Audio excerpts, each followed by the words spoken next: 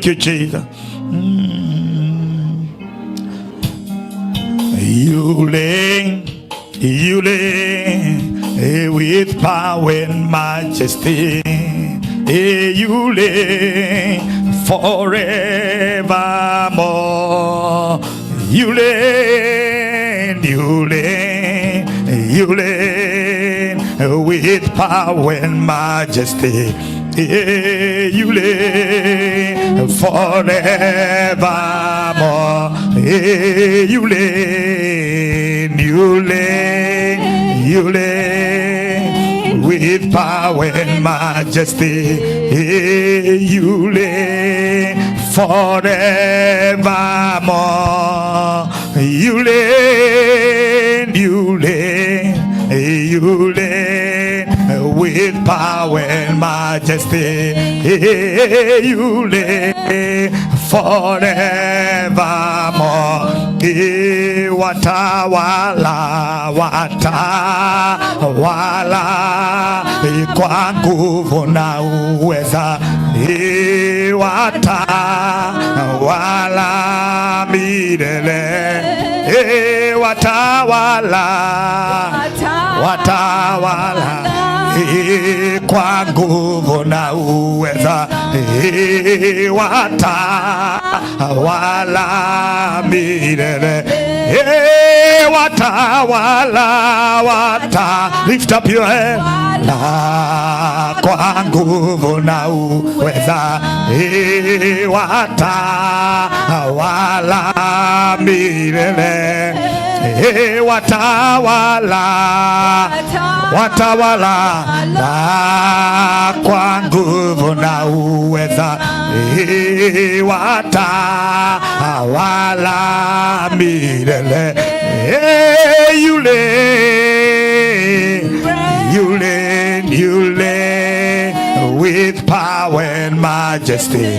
You reign forevermore. You reign with power and majesty. You reign forevermore. Hebrews chapter 12 verse 22, the Bible says, but you have come unto Mount Zion, and the Bible says, unto the city of the living God, the heavenly Jerusalem. This is the praise.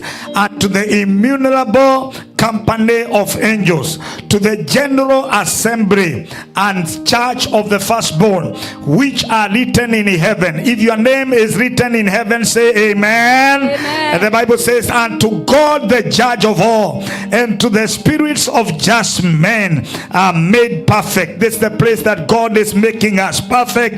And then again he says that we have gathered in the general assembly. Every time you hear the general assembly, you know it's the parliament, and the church is a parliament where laws are made. We are declaring a thing. The Bible says, the book of Job 22, that I shall decree a thing and it shall be established. Today whatever we shall declare, it becomes a law. We declare things. We declare that we are tired of some situation. We declare divine settlement is our inheritance. We declare a thing and it shall be established. And the Bible says again, now this is the general assembly, and to Jesus the mediator in the New Testament and in the new covenant, and to the blood of sprinkling that speaks better things than the blood of Abel. One of the things that we've been taught throughout the week by Bishop Mark Kariuki is he's been dealing with the evil foundations, dealing with the evil patterns in our lives. I want you to come to the presence of God, because this is the general assembly.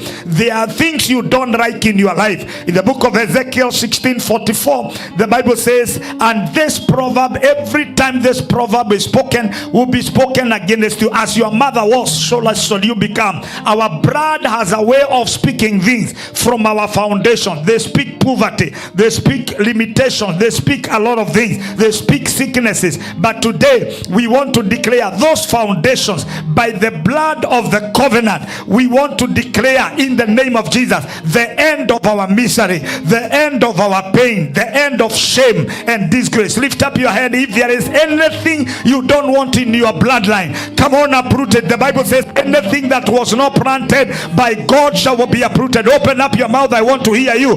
Pray, pray, pray. Declare, this is the end of my misery. This is the end of my pain. I can't hear you. Rekata rablagadosha, rekapakata labagada, zikerebragadosha labagada. I want to hear you. Pray, pray, pray. Anything that has nagged your life, any bloodline sin that has continued to cause limitation, havoc, shame, shall be destroyed in the mighty name of Jesus. Go ahead and pray.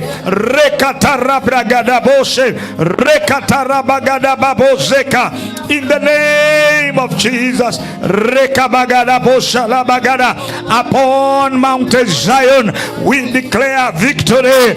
Upon Mount Zion we declare freedom. Upon Mount Zion we declare we are free in the name of Jesus. Rekabagada bashala bagada.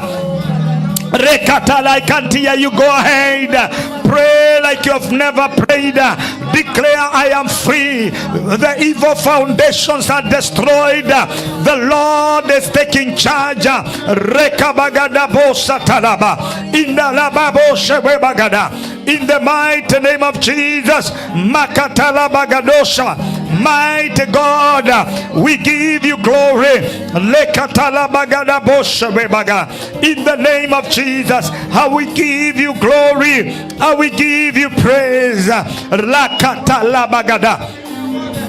We give you glory, Lord. We give you glory. We give you praise. We worship you. We worship you, Lord. We thank you, Lord. You are Yahweh. You are Yahweh. Hey, you are Yahweh. You are Yahweh. Hey, you are Yahweh. Alpha and Omega. Hey, you are Yahweh, Alpha and Omega. Hey, you are Yahweh, you are Yahweh. I can't hear you. Hey, you are Yahweh, you are Yahweh, you are Yahweh. Hey, you are Yahweh, hey, you are Yahweh, Alpha and Omega. You are Yahweh, you are Yahweh, Alpha and Omega. Hey, you are Yahweh, you are Yahweh.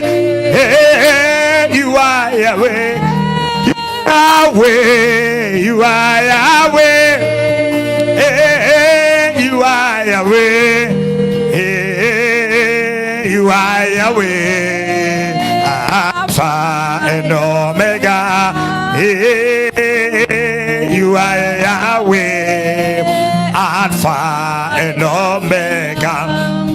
Obadiah chapter 1 verse number 17, the Bible says, but upon Mount Zion shall be deliverance, and there shall be holiness, and the sons of the house of Jacob shall possess their possession. We've been dealing with this here, that God is giving us a divine settlement. He is causing us to enter into divine settlement. It's called possession, and the house of Jacob shall be delivered and enter into their possession.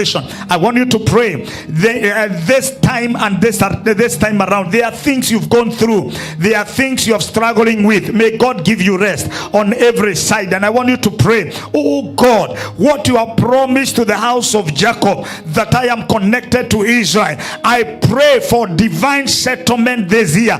I must be settled in the area of finances. I must be settled in the area of relationship. I must be settled in every area. My health, open up your mouth, lift up your head and pray. Pray that God will settle you in all dimensions. I can't hear you.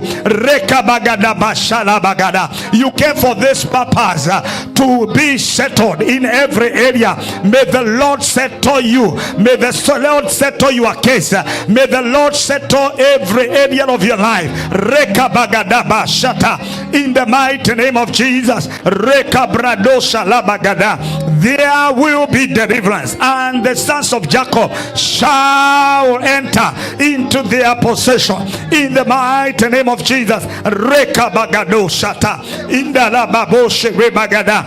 the mighty name of Jesus.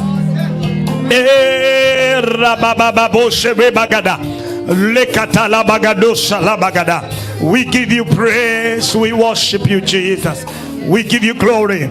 In Jesus' matchless name we have prayed. The Bible says that Paul says that there is a big door, or a great door has been opened for us, but many are the adversaries. And one of the adversaries that manifest at the place of your entering into rest is the sin of our forefathers, the sin that has been committed, the sin in our generation that has been manifested. The Bible says every time God wanted to bless or to heal Israel, the sin of Ephraim manifested. And I want you to pray, anything that can stand against my life and divine settlement, or my rest, or my Canaan, today in the name of Jesus, I plead the blood of the covenant to deal with anything that is in my bloodline. In the mighty name of Jesus. David would have entered into his divine settlement, but because of the sin of Judah, the sin it was in his bloodline, he found himself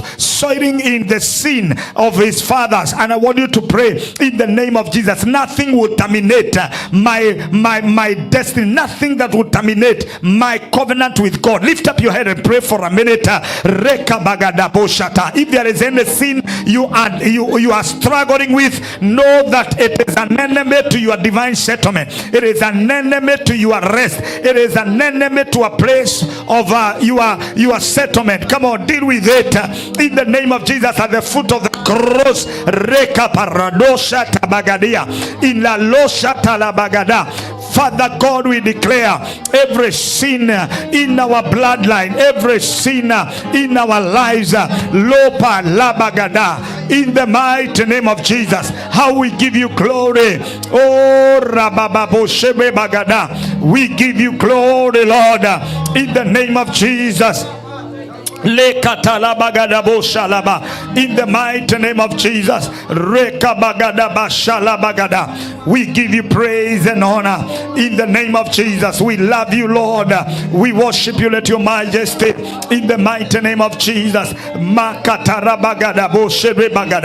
We give you praise. We give you praise. In Jesus' mighty name, we're just going to make 3 prayers and then we are done. The Bible says, the book of Hebrews chapter 4, let us therefore fear, lest a promise being left us of entering into his rest, and any of you should seem to come short of it. Now, one of the things I want you to understand, people appear in the presence of God, the general assembly of saints, and they gather, they worship, but they come out with their situation still.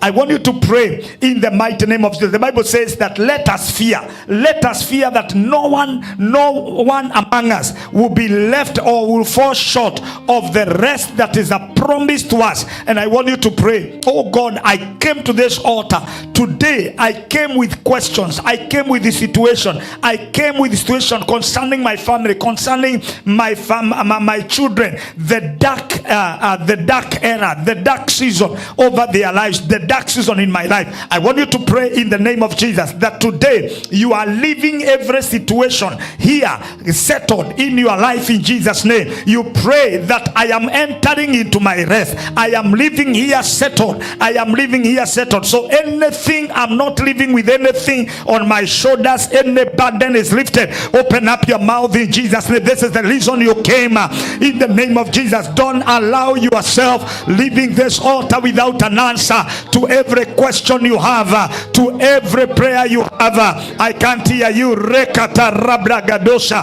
makakarabagada webagada. In the mighty name of Jesus, in the mighty name of Jesus, rakata rabagada zikarababa boshe webagada bazika. We give you glory, Lord. We give you praise. Lakatara baba boshe bagada bazika.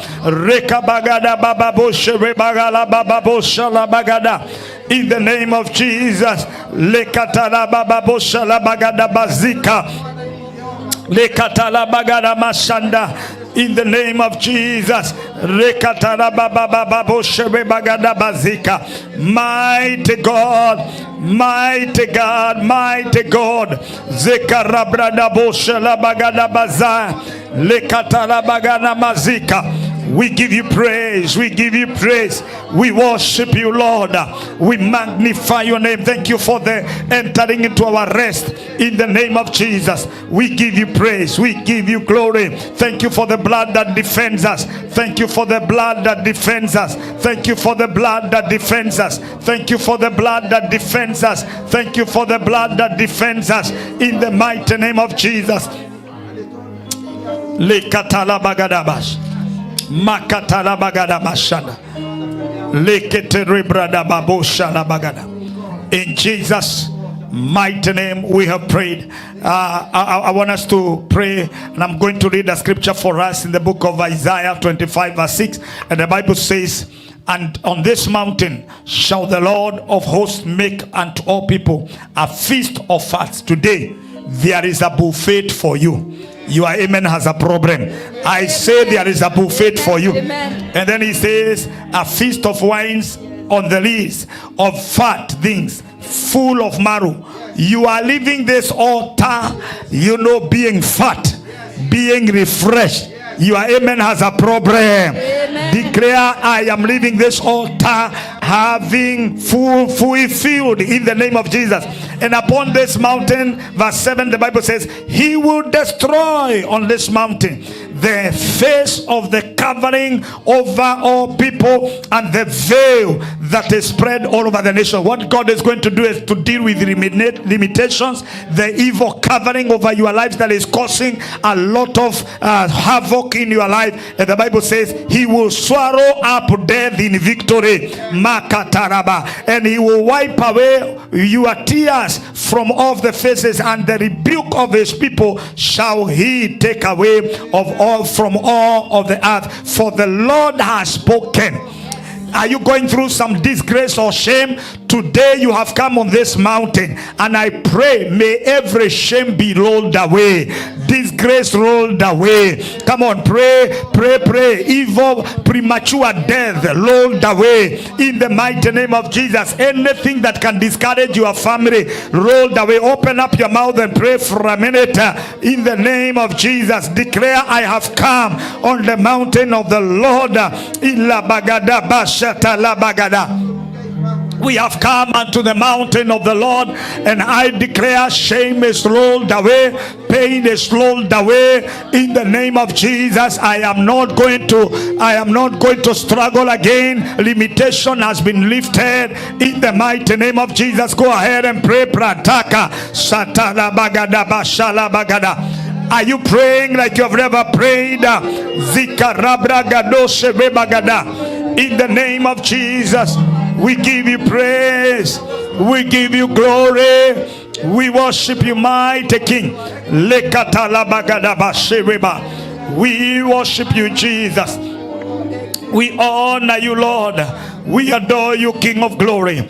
In Jesus' matchless name. And I want you to lift up your hand. You're going to pray from the country you come from. Others are coming from Zambia. There are people who are here who have come from Sierra Leone. They are from Kenya. Pray for your own country. And then before we pray for this country, in the mighty name of Jesus, before that, pray for those countries. Pray that the peace will prevail.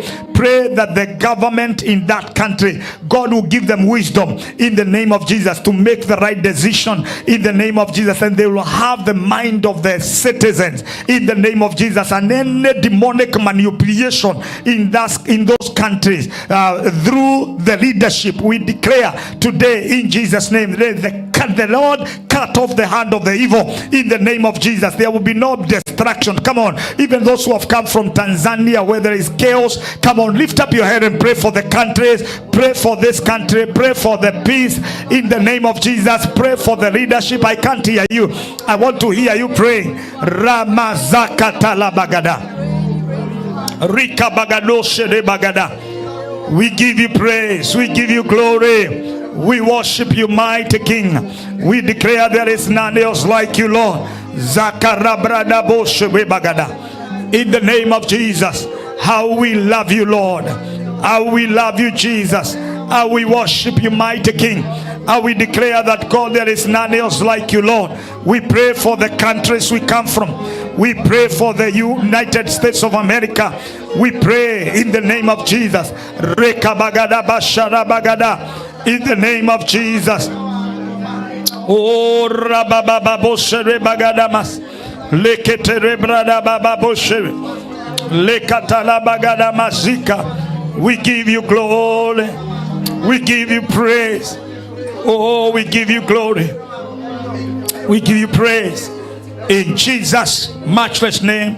Amen. Pray for the peace of Israel. The Bible says, whoever blesses Israel shall also be blessed. One way of you entering into a divine settlement is also to wish Israel peace, and also enter for Jerusalem to have peace. Whoever feels or prays for Jerusalem peace, let their lives have peace. Lift up your head and pray for Israel in the name of Jesus. Pray that their eyes will be open to see that God is the only one who is the source of their strength, the source of their victory, in the mighty name of Jesus. In the name of Jesus, how we give you praise, how we give you glory. Malado katalabagade, makatalabagada boshe rebagada. We pray for the peace of Israel. Lekatalabagada bashalabagada. Oh, thank you, Jesus. Oh, thank you, Jesus. We give you praise. We give you glory. In Jesus' mighty name we pray. I want you to pray finally for the church. Pray for the church. Pray for the church. The Bible says that in the book of Jeremiah, and the Bible talks about was there no physician in Gilead? Was there no balm in Gilead, that my daughter, the daughter of Zion, is still sick? A season has come, ended, and the daughter of Zion is still sick. Let me tell you, sometimes we see the church. The church is sick. The church is going through issues. And I want you to pray that God will heal his body. God will heal his body. God will heal his church in the name of Jesus. He died. He sent Jesus to die, his son to die on the cross, and they redeemed the church. And today we are also praying for sanctity. We're praying for purity. We are praying for righteousness in the name of Jesus. May God purge the church. And I want you to pray for this commission. Oh God, purge this commission. Whatever, Lord dear Father, this commission needs, the land that we are praying for, let God do it in our lives in the mighty name of Jesus. First, to purge the church. Lift up your head and pray for this church. Pray even for the body of Christ. I want to hear you. Come on, do it very fast. We are behind time.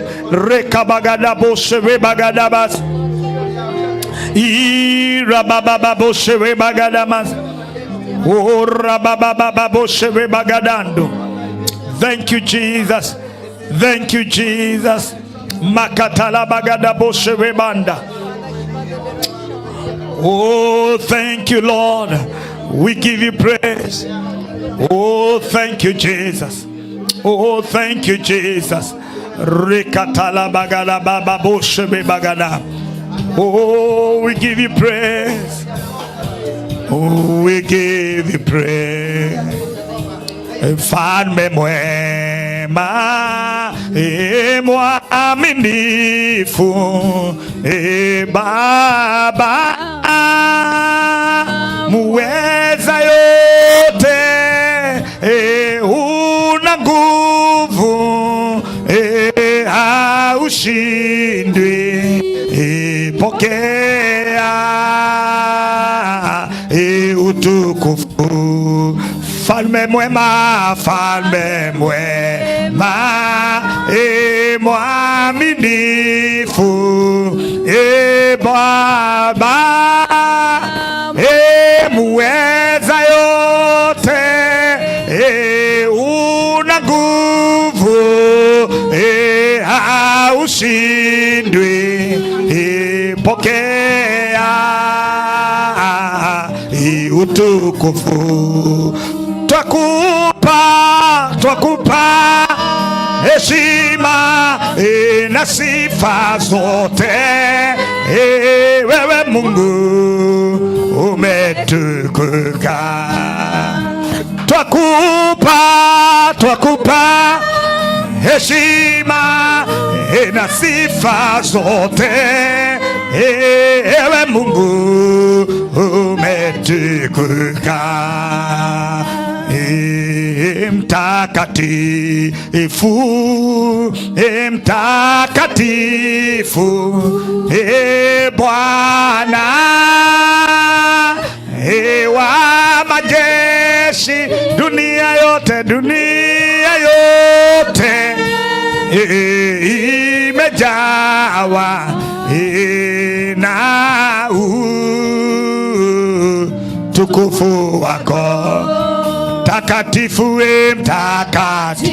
Lift up your hands everybody. Mtakatifu, Bwana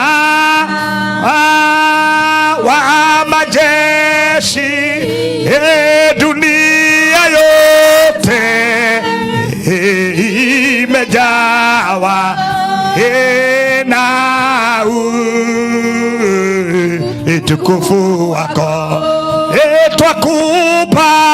Twakupa heshima na sifa. I can't hear you.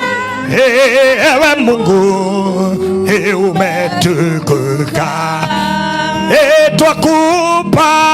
Twakupa heshima na sifa zote, ewe Mungu umetukuka.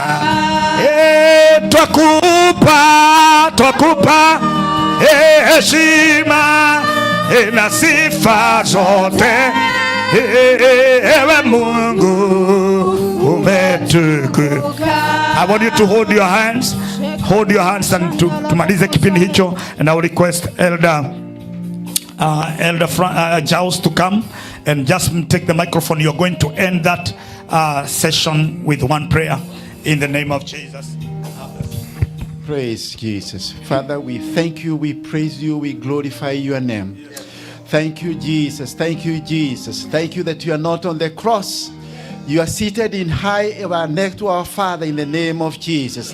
And you are interceding for us, oh God. How we praise you, how we glorify you. We pray that you have your way this day. You have your way amongst us in the name of Jesus. We come in the Mount Zion, oh God, to receive from you, oh God, in the name of Jesus. There is deliverance in the name of Jesus. There is healing in the name of Jesus. There are visions that will be created in the name of Jesus. Oh, how we praise and glorify you. We are multiplying in the name of Jesus. There is multiplication, oh Lord, this day in the name of Jesus. How we thank and glorify your name. It is a privilege, O Lord, to come before you. And we want to thank and praise you in the name of Jesus. How we want to lift your servant before you, O God. Thank you for bringing him to us in the name of Jesus. Lord, we glorify you. We magnify your name and ask that in the name of Jesus, the words proceeding from his mouth, O God, that Lord, as they come to us, that Father, your word will find a place in our hearts and it will produce 100-fold in the name of Jesus. Oh, how we pray that we would receive your word.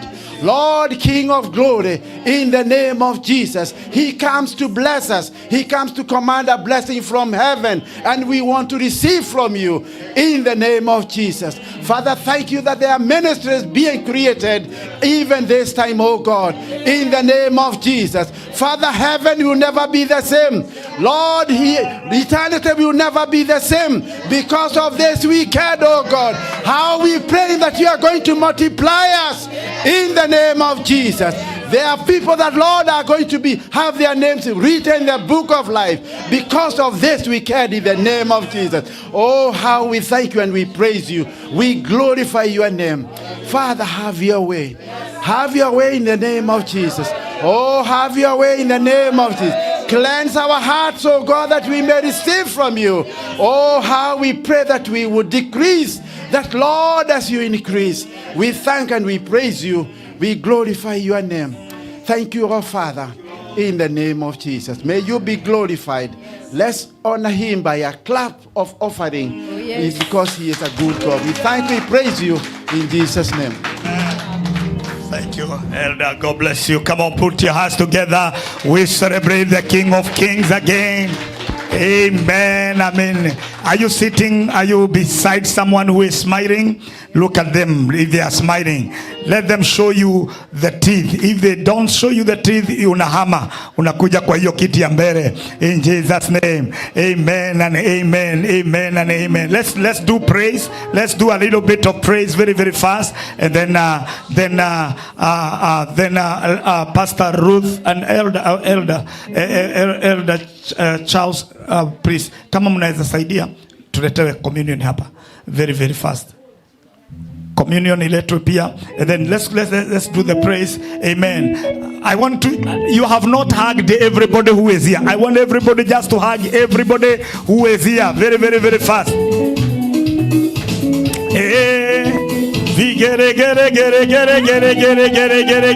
I want you to dance because you came into the presence of God.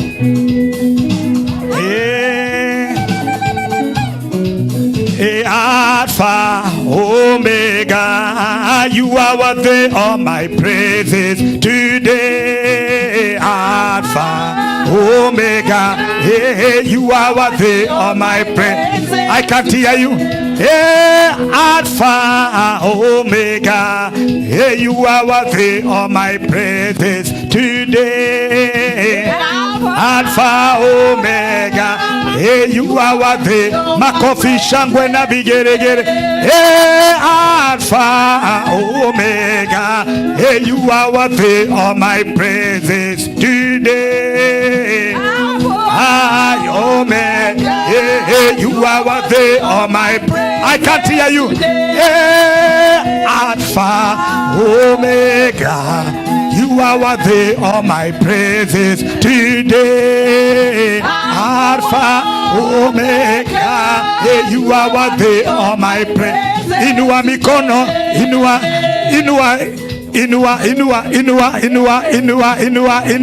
So I want to see you. I want to see who put some energy. Alpha, Omega, you are worthy of my praises today. Alpha, oh, put some energy.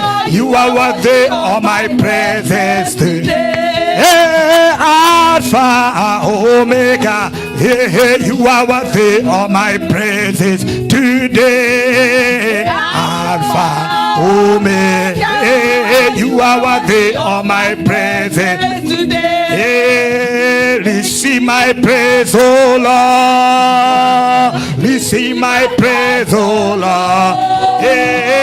Blessing and honor we give unto you. Receive my praise. Receive my praise. praise, oh Lord. Receive my praise, oh Lord. Hey, blessing and honor we give unto you. Hey, receive my praise. Receive my praise, oh Lord. Receive my praise, oh Lord. Hey, blessing and honor we give unto you. Hey, receive my praise.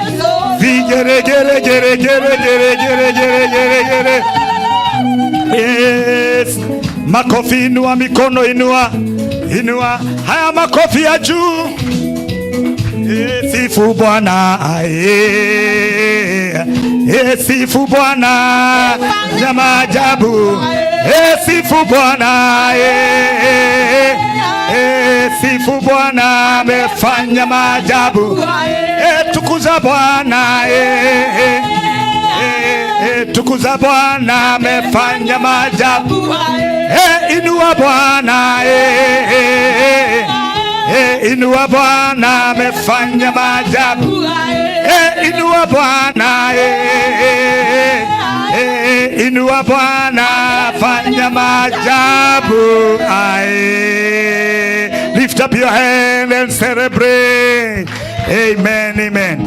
Nataka nipe wimbo ya ile nyimbo ya tenzi, jina lake Yesu tamu, and then we're going to do that, and then when we are done, then we continue because of our time. Bishop will be here in a moment, and therefore we want to have to move with speed. Okay, jina lake Yesu tamu. Do we have it here? Unaweza kuirusha hapa? Yeah, rusha hapo, and then we can so lift up your head and say thank you, Jesus. Today is the day that the Lord has made, and we are blessed in the name of Jesus. Jina lake Yesu tamu. Jina lake Yesu tamu. I'm waiting for that. Thank you, admin, please. Faster. Do you have it? Okay. Thank you, Jesus. Thank you, Jesus. Hallelujah. You got it? Thank you, Jesus. Okay, let's just clap it because it's a powerful song. Jina lake Yesu tamu, tukilisikia hutupoza tena, hutuondolea, hutupoza tena, hutuondolea, hutupoza tena, hutuondolea. Roho iliyoumia kwa roho hutibika, chakula jani pia raha tukichoka, chakula jani pia raha tukichoka, chakula jani pia raha tukichoka. Jina hili ni msingi ngao, ngome mwamba, kwa hili napata wingi, kwangu ni akiba. Kwa hili napata wingi, kwangu ni akiba. Kwa hili napata wingi, kwangu ni akiba. Yesu mchunga rafiki, mwalimu kuhani, mwanzo mwisho njia, haki uzima kifoni. Mwanzo mwisho njia, haki uzima kifoni. Mwanzo mwisho njia, haki uzima kifoni. Moyo wangu uwe siwezi kukusifu kweli, ila sifa zangu hizi Bwana zikubali, ila sifa zangu hizi Bwana zikubali, ila sifa zangu hizi Bwana zikubali. Our Father in heaven, we thank you that you have given us a name above any other name. We praise you that, Lord, through the work of the cross, today we are who we are. We give you praise as, Lord, dear Father, we get into the moment of taking the communion and, Lord Almighty, engaging into our divine settlement. We pray that you may be with us in Jesus' matchless name. Everybody shout amen. Put your hands together. We celebrate. Amen. I want to hear a celebration. Amen. Amen. You may be seated for a short time. Amen and amen. Just sit. Thank you. Thank you. Thank you, Pastor. Thank you. Done good job. All right. Amen. Amen. What a joy. You're welcome to this morning service. The first service. We always have a first service, the Swahili service. But I just have the key and just shortly, because I'm not taking time here. Today we give the direction on what is going to be happening, and I also want to share this with us, that today we are combining two services together. We have this one and we have the other one that is coming by 3, but we're going to do it today earlier. Today we are just disorganizing everything so that we may utilize time that God has given to us with his servant, Bishop Dr.Mark Kariuki, this man that has really become a blessing, a father again to us, and it is a blessing to be in in God's presence with him. And I want us to have a moment of this week. The bishop has been dealing with some very important subject concerning the issue of evil foundations in our lives that cause us to delay in our promises, what God has promised to us. And I want us to share briefly about the evil foundation. Yesterday he talked about, and I think on Friday also, because we were taking the communion, and he shared powerfully about what communion does, or what the blood of Jesus does to every situation in our lives, and especially when we come to the place of the foundations of where we have come from. So, and I want us to look at the scriptures, and then we pray. Let me see what I'm looking for. Thank you, Jesus.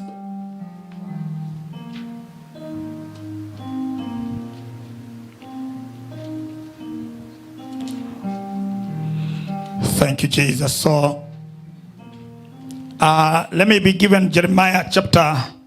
Or let me read Psalms 11 verse 3, if it's there. Psalms 11 verse 3. Thank you, Jesus. Thank you, Jesus. Redeem my heart again. Savior, come and shelter me from sin. You're familiar with my weakness, devoted to the end. Redeemer, Savior, friend. Redeemer, Savior, friend. Give me from verse number 1. Thank you, Jesus. Verse number 1. Very fast. And in the Lord I put my trust. Let's read all of us. In the Lord. Are you put some energy? Okay, let's go. In the Lord, I put my trust. How can you say to my soul, free mountain? So God, I am putting the trust in the Lord. And now you are saying, I free on the mountain, on the mountain as a bird. You see, we were taught about, holding a very strong grip to the hand of God. Therefore, if this causes a scare, if there is any voice that is coming around you to say you must flee, you must run, and you trust in the Lord, that voice is terminated. Whether it's the voice from our bloodline, with the voice from our foundations. Verse 2, it says, let's continue. For look, the wicked. Can you read with vigor? For look, the wicked bed, they make ready their arrow on the string, that they may shoot secretly at the upright in the heart. You see, they are enemies we call the secret enemies. They are foundations that lead follow you even without knowing. They are evil patterns that speak against you that even without knowing. We walk and we drive on these roads, and sometimes we don't know how God has really delivered us from cages the enemy wanted to put us, and so the enemy is just bedding his bow and also the arrow secretly to hurt you. But because you trust in the Lord, the enemy wants you to flee, but you trust in the Lord. The Bible says that the only place you can run to, it is the Lord, who is our strength and our fortress. Verse 3, the Bible says, if the foundations, let's continue, if they are destroying, what? Verse 4, the Lord is his holy temple. The Lord's throne is in heaven. His eyes behold, his highlights, the sons of men. In Jeremiah chapter 5 verse 26 says that among my righteous there has been established the wicked men who lay traps on others and make and arrest their destinies and cage them. But every time there is a wickedness surrounding your life, even from our family, every family has some people who are stubborn in their lives, because God uses the platform even in our families to bless us. There's nobody who came from nowhere. We came from somewhere. God entrusted you or connected you with a certain family so that you may join humanity.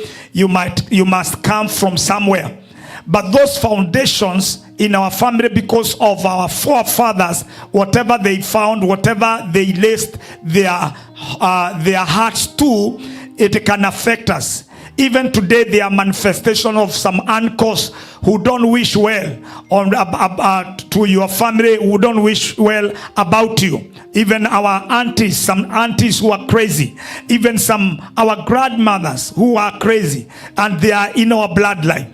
And they because of our trust on them, because of our trust in our family members, we don't know in our family there are snares. We don't know in our families there are people who those we trust. They can bed boss. Even our friends that we really trust, like they look like our family members. We don't know the way we've trusted them, if they are used by the enemy, even to bed a bow and also to release an arrow secretly over your life. But whatever it is, whether it is in our bloodline, whether it is in our family setup, whether it is in our friends, whoever trusts in the Lord and make God his his fortress, when every time the foundations of every kind, because those foundations, they must be shaken so that the righteous man be manifested. A righteous man be manifested.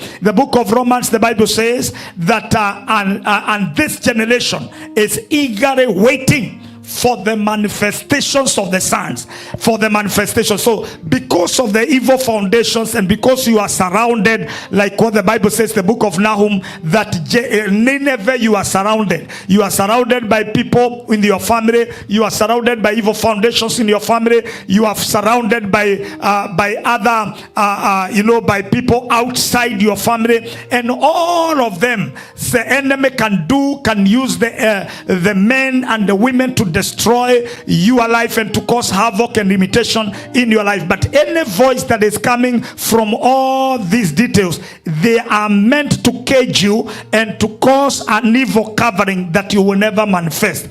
But God, in this week, what he is doing, he is destroying and shaking every foundation you have been brought up. Everybody shout amen. Your foundation might have a voice. Your foundation might have a voice because of where our forefathers raised their hearts to. The evil altars they raised, their evil foundation that has caused even pain in our marriages, in our families, in our progress in our lives. That is why some people, they are in the US, they are working, but they are not making any progress even back home. You ask somebody has been here for 20 years, but there is nothing to show, because there is a foundation that is speaking against us. There are curses that are speaking against our lives. And you remember, I mentioned to you in the book of Zechariah chapter 5 that there is a curse that that goes to the air, that flies in the air, and Zechariah is seeing a curse, a book that is flying in the air. And then he asks, what is this? And then God says, this is the way you see that book flying is the way the curse flies. The curse can fly from our foundation and finds us here. But I pray today, from those foundations, I pray this week they will be shaken in the mighty name of Jesus. May God deliver you from the curse that are thrown together with you and is here to destroy you and cause pain and cause tears. We want to declare no shame over our lives, no disgrace over our lives, in the mighty name of Jesus. Everybody shout a big amen. So the foundations can be shaken, and the foundation will be shaken this week. If for 430 years the Israelites suffered because every time the children were born, they knew the foundation of oppression. They didn't know any other life.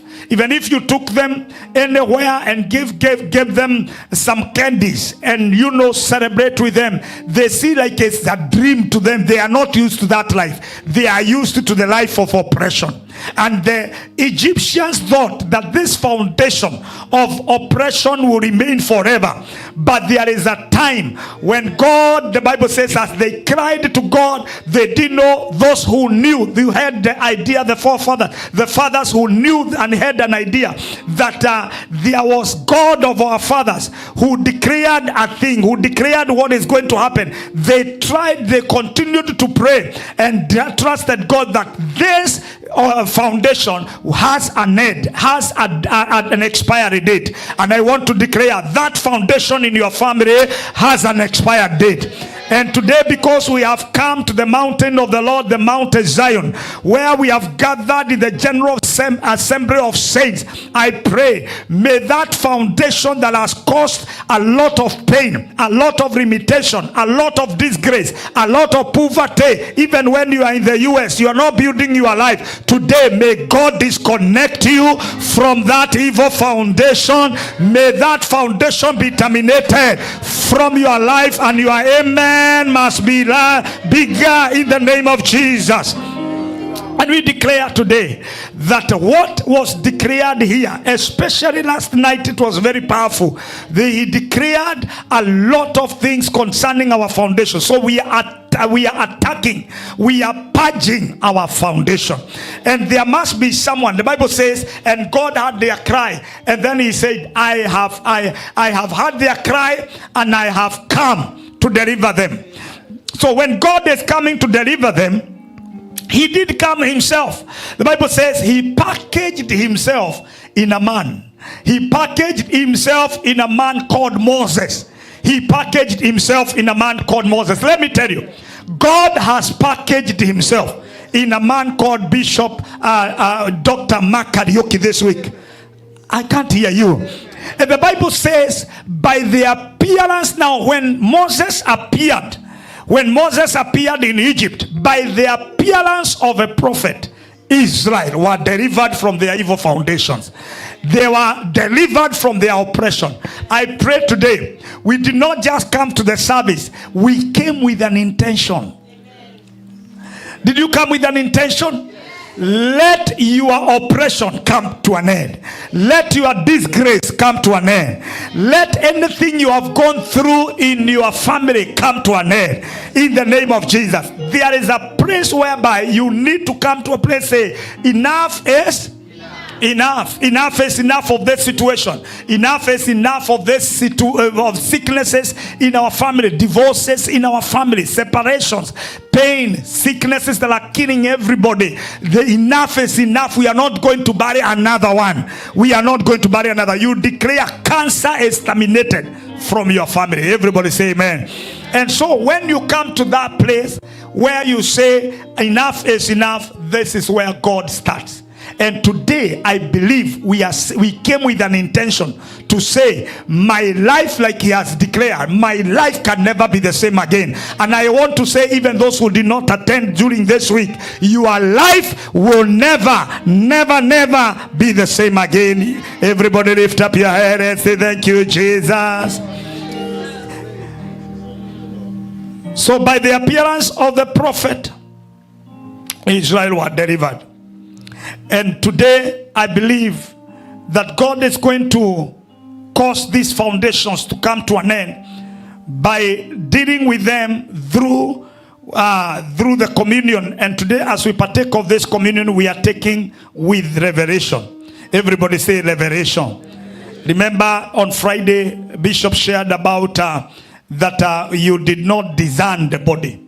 Because you did not discern the body, you behaved like the Corinthians. When every time Corinthians were, the church of Corinth, they gathered, the Bible says they came into that place where they gathered to take the communion, to partake of the communion as a culture. And then they came when they were very hungry, because it's a day of eating. So they wanted to eat until they are full. Holy Communion is not eating until you are full. Yeah. And that is why they could ask a question. What is this small bread for? And what small wine for?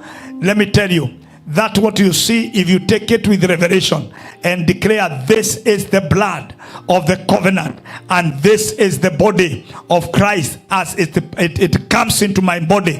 Any other foundation, because Christ came to lay another foundation by destroying the former foundation and dealing with a new foundation. And he declared, the old has gone, now behold, it is a new time, it is a new season for us. I declare today, it will be a new season for you.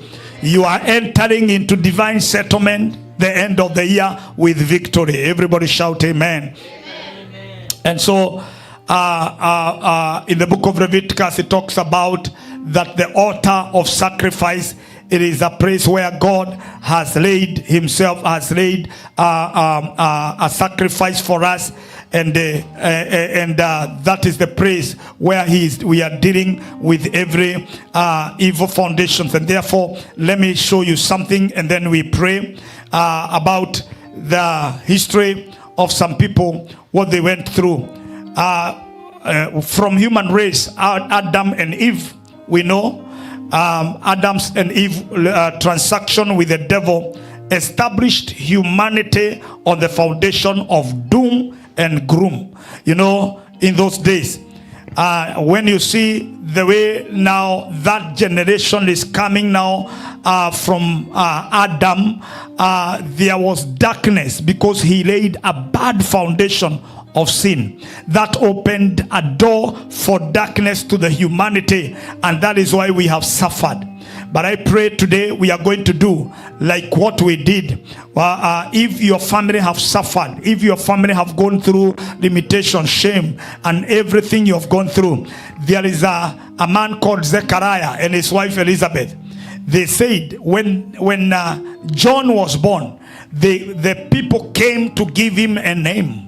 And the Bible says as they came to give him the name, they wanted to give them even the name Zechariah, and they wanted to say he is Zechariah because in our family we only have those names, so we are giving him as a name Zechariah. But they didn't know Zechariah, and together with Elizabeth they saw hijackers of destiny. So they said, no, he will not be called Zechariah, he will be called John. That is what Elizabeth said. He will be called John. And they say no, because there is nobody who is called John in our family.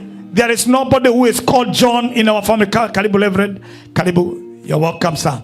There is nobody who is called John in our family. And then they wanted to call him Zechariah so that the problems of barrenness will continue. You know, it is called the cinema, Afro cinema continues. Afro cinema continues. Today I want to declare Afro cinema will not continue. The situation that you have gone through will not continue. It is ending with you. It is not going to attack your children. What you went through is not, your children will not suffer the same. It comes to a place when I was attacked by cancer, and I suffered for 15 years, and it was bad. It drained our family. We didn't have anything, and everybody wanted me to leave. Our church wanted me to leave. We used a lot of money, and the day the doctor said they need us to deposit 3.8 million to in India, Bangalore. And then people came together and the church came together, and then we raised 8 million because everybody wanted me to leave. Everybody wanted me to leave, but there is God in heaven. So when I was taken to India, there is something I said: this cancer ends with me. It is not going to kill any other person in my family. This cancer ends with me. And by God's grace, when they did the PET scan, they told me I have a cancer. They were calling a different. They didn't even have a name. They were calling it a differentiated small cell lung carcinoma. Did you hear that? Elder Charles, umesikia noma tu hapo mwisho. Yani ugonjwa ni noma sana. Yeah. Reverend Gilbert, noma sana hii kitu. Yeah? Because it had attacked even lungs. I didn't have lungs. Yeah? And you know lungs don't grow. But when I got a revelation that there is another foundation, God has given us a remedy. You don't have to die. You don't have to go through what others have gone through. It is true. It's cancer stage 4. It is a time for us for me to prepare to join Methuselah and Noah and the people I admired in history. But a time has come, I said, no, this cancer ends with me. And if I conquer it, my children will conquer it, and my children will conquer it, and everyone will conquer it. So you must come to a place to do like Zechariah. He is not going to be called Zechariah. He is going to be John. There is no John in our family. So when those forces monitor us in our generation, they find that this barrenness ended with Elizabeth and Zechariah. So they are looking for another Zechariah. But when they come to Zechariah, they find the son is called John. And they leave the son and they are looking for Zechariah, they cannot locate them. I pray today, may God, as you partake of the communion today, may God give you another name in the spiritual realm. May God change your name. I pray, may God change your name, so that when those forces from your bloodline, as they continue to locate you, they will not find you, because you don't have the name in your family bloodline. The family, that is why we had to change it. Let me tell you, Pastor Mary, nina jina ingine ambao sitakagi kutajwa. Mtu akinitaja hiyo jina tunakosana. Hiyo ni ya kwetu huko, manake hiyo ilikufa na kansa. Hiyo ilienda, tukabadilisha majina yetu. We called all the family, and then we dedicated the surname and declared that all of us will be called by this surname. So that is why we have Isaac Ndegwa, Peter Ndegwa, Abraham Ndegwa. We have others Ndegwa, Mother Ndegwa. We declared that today, those names that are connecting us with the foundation, today we are terminating that foundation and we are building another foundation. And I engaged the communion and declared, the blood of Jesus doesn't have cancer, and the body of Christ doesn't have cancer. As I partake of it, let anything that is poison in my bloodline die from the root. And today I'm alive. I say today I am alive. There is power in the blood. I want you to say there is power. I want you to say there is life in the blood. That is why today I want to declare any curse in your bloodline dies today, and it is disconnected from your life. Those limitations are disconnected from your life. May God give you another chapter in the mighty name of Jesus. The new chapter will not have issues. The new chapter will not have rejection. The new chapter will not have poverty. The new chapter will not have lack of jobs. The new chapter is a chapter of shining. And I pray, may you shine. May you become that what God created you to become. In the mighty name of Jesus. Every one of them, even Abraham, suffered barrenness. And I want to pray, if they became the giants of faith, may every foundation that has caused pain today ends with you. Lift up your head and say, my pain. Lift up your head and say, my pain ends with me. Not to my children. No more to my children. In the mighty name of Jesus. My shame ends with me. Not to my children. Not to my children. In Jesus' matchless name, put your hands together. We celebrate. I can't hear you. Celebrate. That pain ends with you. Premature death ends with us. We are entering into a divine settlement, a life of spiritual stability. Favor becomes your inheritance from now. Divine speed becomes your inheritance from now. Restoration of anything you have lost as a result of those foundations. Today, that what you have lost is coming back to you in the mighty name of Jesus. And I declare rest. Everybody say rest. I want you to use a lot of vigor. Say rest. Come on, say it again. Rest. May rest locate you. Say rest becomes my inheritance, and in the inheritance of your children. In the name of Jesus, put your hands together. Celebrate. And as we finish, let me say this. The Bible says, anything that God did not plant shall be uprooted. One, it dries from the root, and it causes anything you are eating from that foundation. Those ile matunda chungu. Maandiko yanasema walipanda, baba zetu walipanda matunda chungu. Sisi ndio inaumiza meno. Our fathers sinned. We are suffering as the result of their sins. They committed adultery, they shed blood, they committed abortion, and that is why we are suffering. Today we will not suffer again. That foundation is gone. Anything God did not uproot shall be uprooted. Anything God did not plant shall be uprooted. May it be uprooted. So are you going through anything that you don't like it? Let it be uprooted. As we partake of the communion today, we are uprooting it.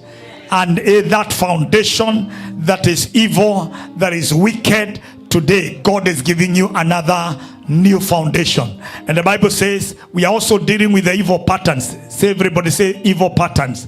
And the Bible says in the book of Ezekiel 16 verse 44, and every time this proverb is spoken, a proverb is something that you cannot explain. There are people who are suffering and they don't know why they are suffering. They are going through situation, they don't know why.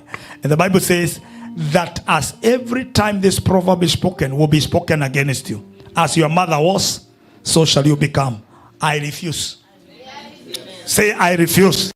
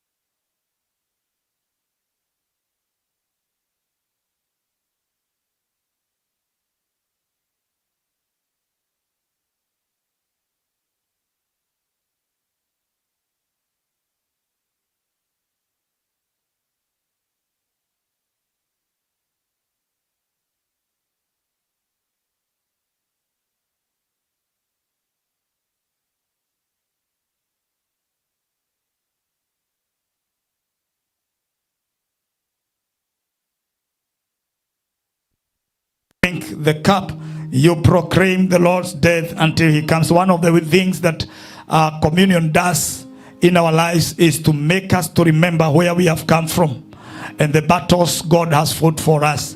We did not just come from anywhere. We came from a place. And therefore, I want you to take some time and everybody just pray for a minute before we partake of the communion. Thank God. Tell the Lord, thank you for where you have taken me from. I remember the work of the cross for me. I remember what you did for me in the mighty name of Jesus.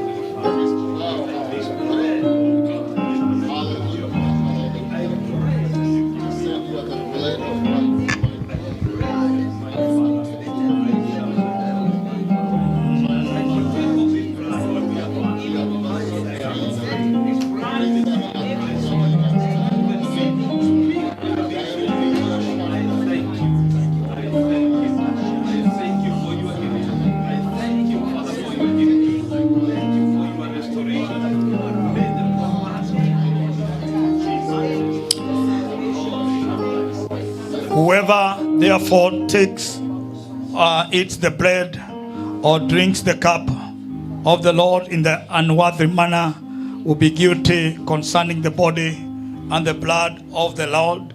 Lest a person examine himself then and eat of the bread and drink of the cup. For anyone who eats and drinks without discerning the body eats and drinks judgment on himself. Let's close our eyes and for a minute I want you to examine your heart. If there's somebody you need to forgive, forgive. It is a serious moment in the presence of God. If there is any sin you need to repent, just repent and deal with every sin in your bloodline in the mighty name of Jesus. Karosata bagadeana. Reka bagada bashala bagada. Search me, Lord. Search me, Lord. Thank you, Jesus.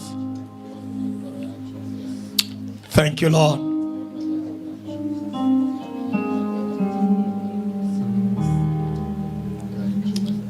On the same night when he was betrayed, he took the bread, and after he prayed, he broke it and said, "Eat, this is my body that is given to all, and do this in remembrance of me."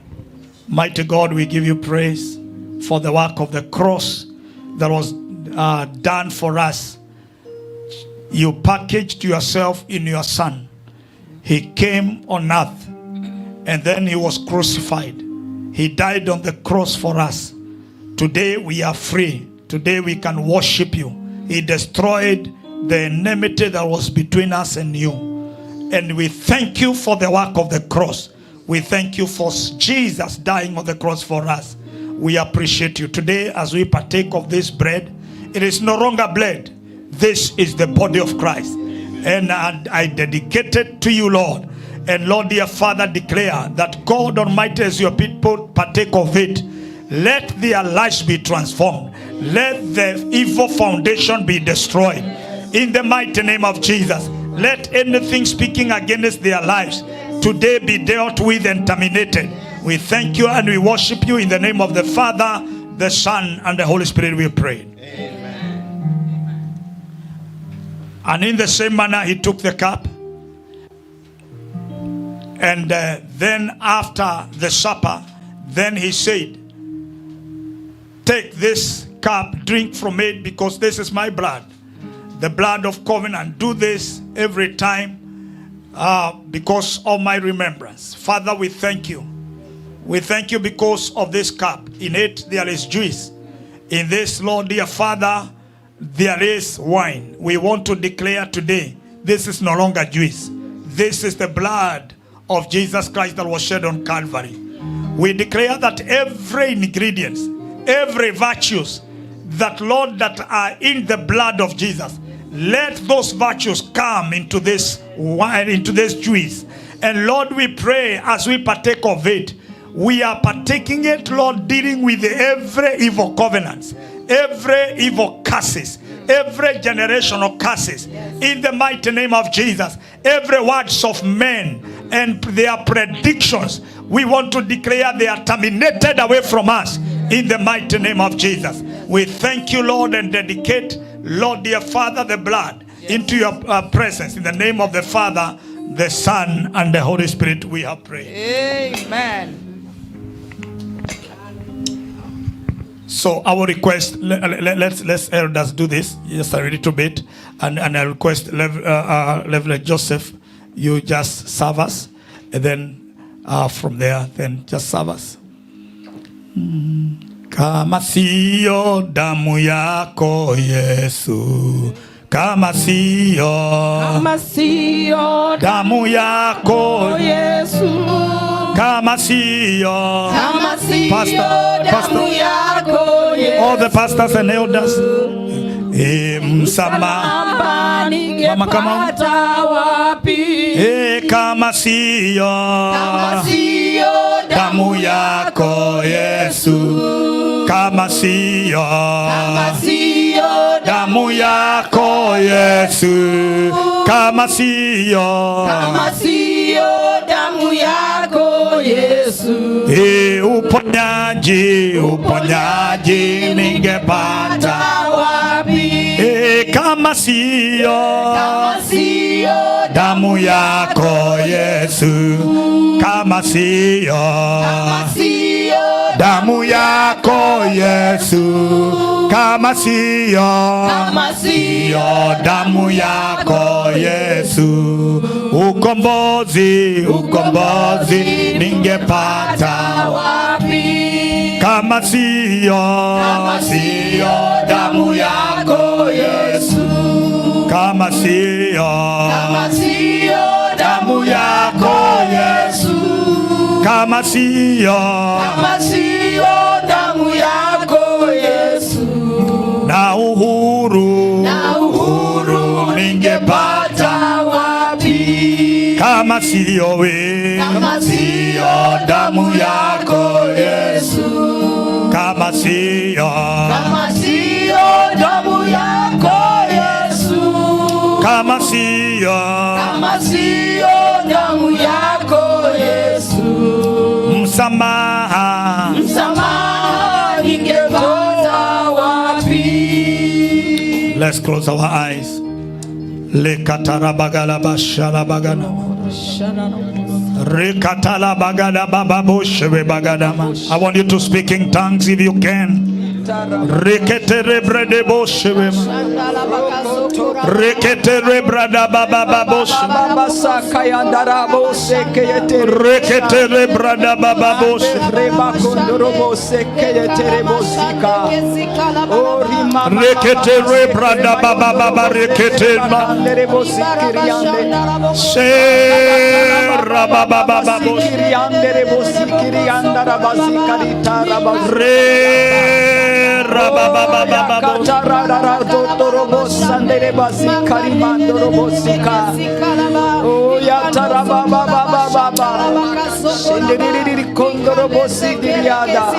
Father, we thank you for the work of the cross.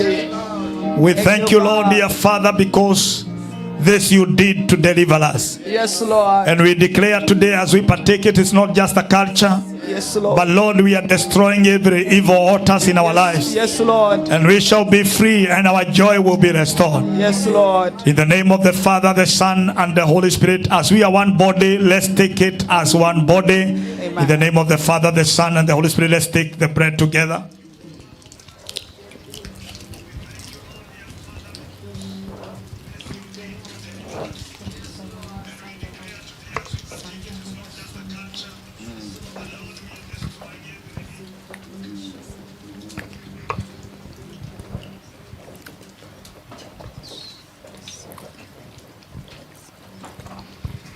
Do it prayerfully.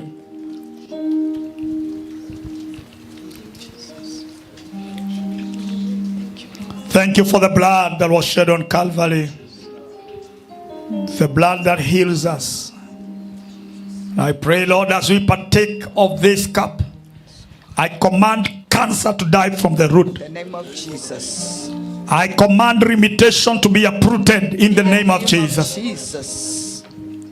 I command disgrace, shame, Yes, Lord. untimely death Yes, to be uprooted in the name of Jesus. Yes, Lord. I declare victory will become the inheritance of your people. Yes, Amen. Lord. We thank you and we worship you. Yes, In the name of the Father, the Son, and the Holy Spirit, let's take the blood together. Amen.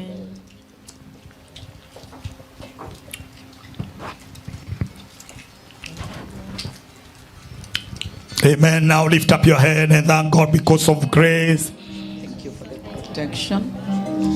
Thank you for your healing, Lord.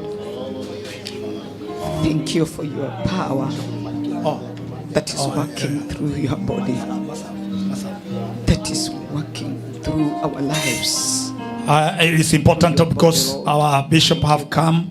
Let's also them join in it in the name of Jesus. Let everybody lift up your hand. You continue praying. Continue praying. Hallelujah. Take some time.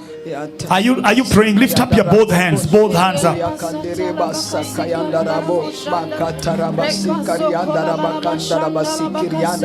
can't hear you. Shalabagada boredebo shalabagana.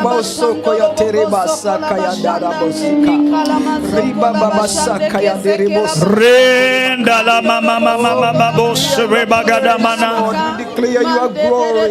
Rekatala bagada mashala magana maze. Praise, Lord. We declare you are whole, King of Kings. Thank you for your greater power. Thank you for your I can't hear you. Come on. Appreciate the King of Glory. Rekatala bagana masanda. Your glory, my God. We praise you. We Thank you, praise you, Lord. Jesus. We glorify your Makatala holy baga. name. Come on, appreciate him.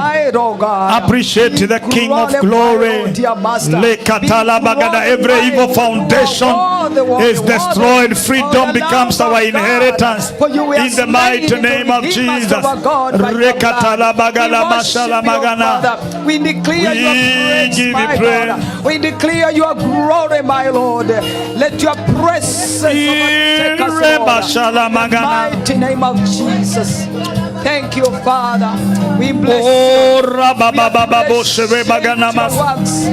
We appreciate your works. Thank you, of the Jesus. cross. We embrace your presence, Lord. Oh, thank you, Declare Lord. your glory. We declare your praise. Oh, thank you, Jesus.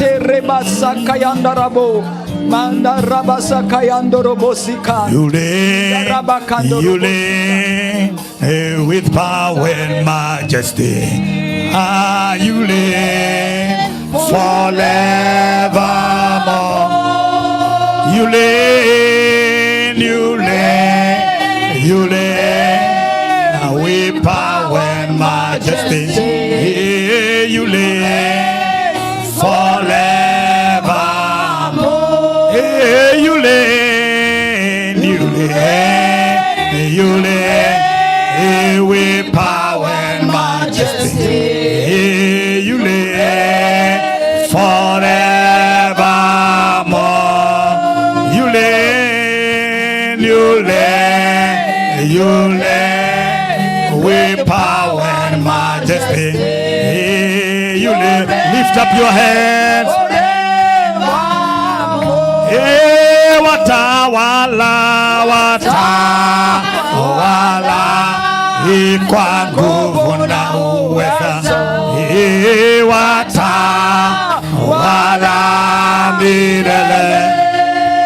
Watawala, watawala, kwa nguvu na uweza. Watawala milele. Watawala, watawala,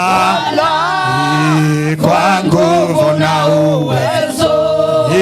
Watawala milele. Watawala, watawala, kwa nguvu na uwezo. Watawala milele. Lift up your head and celebrate. Worship you, Lord. Come on, celebrate. Worship you. We Celebrate. I want to hear you celebrating. glorify the Lord. Celebrate. Oh, Yakatarabasa. Amen. We have Oh, declared we declare your that the praise. foundation Yes, Lord. in our bloodline has been terminated away from us. In the mighty name of Jesus. Amen. Anything speaking against you, that voice is terminated. And God, through this communion, God has given you another voice. In the name of Jesus. Put your hands together, celebrate. Amen and amen and amen. Amen. We may be seated, and I want choir to be here. You're doing, and as we give, we are giving our offering very, very fast. Let's be given the envelopes, ushers, very, very fast. Mfanye hivyo haraka. I'm waiting for the envelopes very fast so that we can do that. Wanakwaya wote, Pastor Grace, mkuja tu, mtaimba yenu. Kuja ni don't just come, don't worry, nitawasaidia tu. Thank you. Chukueni bahasha very, very fast, and remember there is a bahasha ambazo tutarudisha leo. Leo tutafanya mambo makubwa hapa in the presence when the servant of God stands the blessing. Amen and amen, amen, amen. So continue giving. And then let's be given the zero number.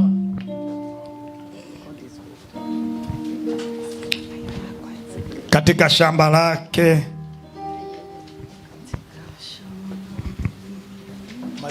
Mike mnaweza kuweka hapa. Ndio msafu zote. All right.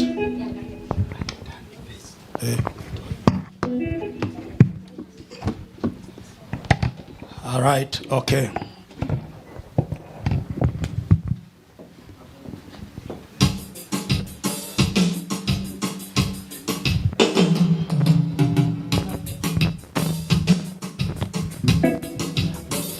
Okay, please.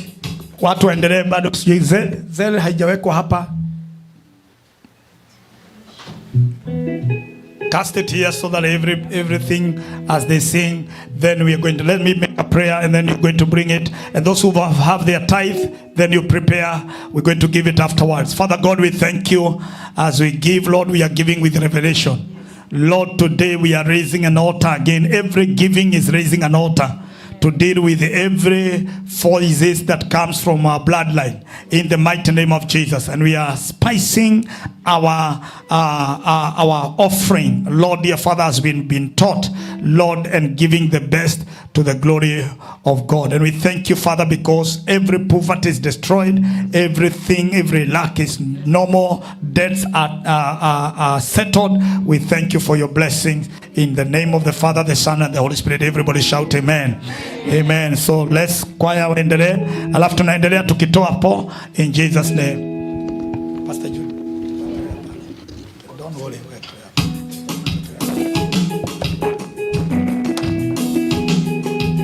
Let's go.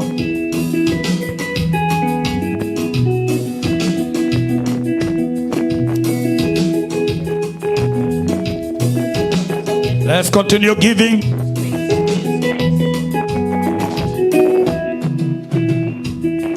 Katika shamba lako mavuno yameiva, chache Bwana.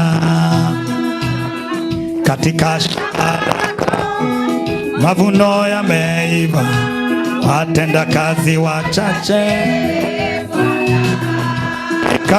Nimejitoa kwako Bwana.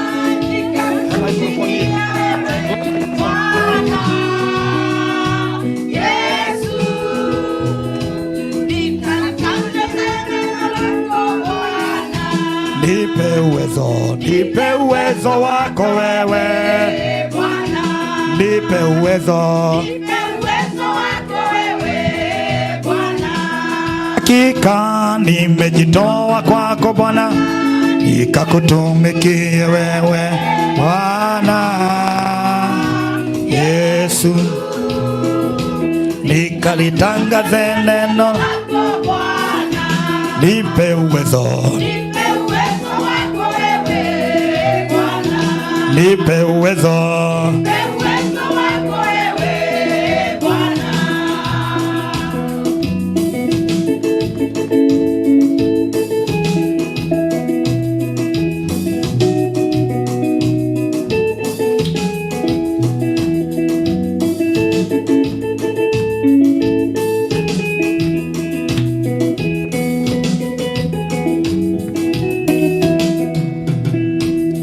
Niko tayari Bwana kufanya kazi yako, nikakutumikie wewe Bwana. Niko tayari Bwana kufanya kazi yako, nikakutumikie wewe Bwana. Hakika nimejitoa kwako Bwana, nikakutumikie wewe Bwana. Yesu, nikalitangaze neno lako Bwana. Nipe uwezo, nipe uwezo wako wewe Bwana. Nipe uwezo, nipe uwezo wako wewe Bwana. Hakika toa kwako Bwana, nikakutumikie wewe Bwana. Yesu, nikalitangaze neno lako Bwana. Nipe uwezo, nipe uwezo wako wewe Bwana. Nipe uwezo, nipe uwezo wako wewe Bwana.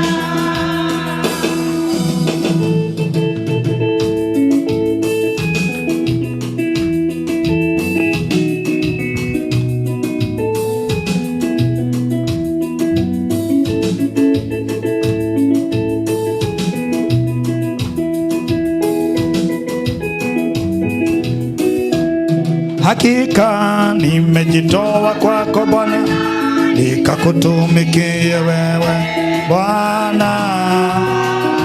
Yesu, nikalitangaze neno lako Bwana. Nipe uwezo, nipe uwezo wako wewe Bwana. Nipe uwezo, nipe uwezo wako wewe Bwana. Nipe uwezo, uwezo wako wewe Bwana. Amen. Put your hands together. You are not celebrating, you are clapping. I want to hear even a shout. Amen. Amen. What a joy. Thank you, choir. May the Lord bless you. Let me have those who have their tithe. Let's be upstanding very fast, all of us, tusimame. And those who have their tithe, please, very fast. Thank you, Jesus. Are we standing? We are sitting. Thank you, Jesus. If you have your tithe, thank you, Jesus.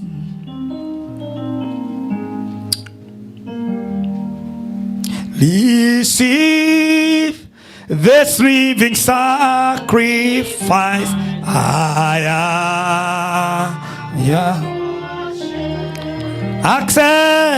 Accept this living sacrifice.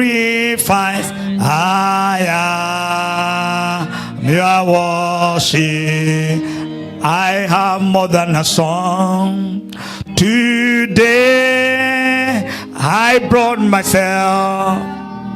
I am the sacrifice. I have more than a song. Today I brought myself. I am your worship. Receive this living sacrifice. I am your worship. Accept this living sacrifice. I am your worship. Let us raise our hands in the presence of God. I will request Reverend Gilbert to come and make a prayer and then pray for this offering and the tithe. Lift up your hand, everybody, and let's pray. Let's lift up our hands. Father, in the name of Jesus Christ, we are grateful because thy presence is in our midst, O God. We give you all the glory and honor and majesty, Lord, because God, there is no other God who is like unto the Lord. Father, as we give our tithes, O Father Almighty, we want to pray that you may bless each and every one of us, O God. Because God, we believe that you are God who keepeth your covenant of love, even to 1,000 generations, O God. And O God, you will never violate your covenant, even the words that you have spoken with your lips, O my dear Father. For you have promised even to bless us and even to heal us, O God. In Jesus' name we pray. Amen. Amen. And now we dedicate the offering and the tithe in the name of the Father, the Son, and the Holy Spirit. Everybody shout amen. Put your hands together, celebrate. Thank you. God bless you. God bless you.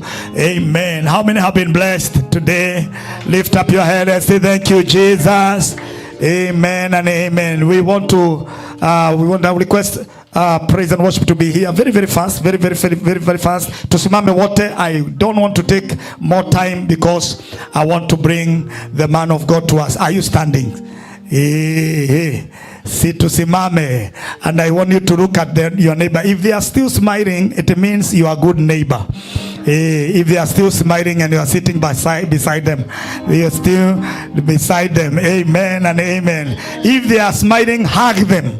Hug them, tell them you're looking good. Hug them, give me praise. One praise, very powerful, very powerful. Come on. I want you to hug everybody that is here. You make sure that you have 5 or 10. Do it.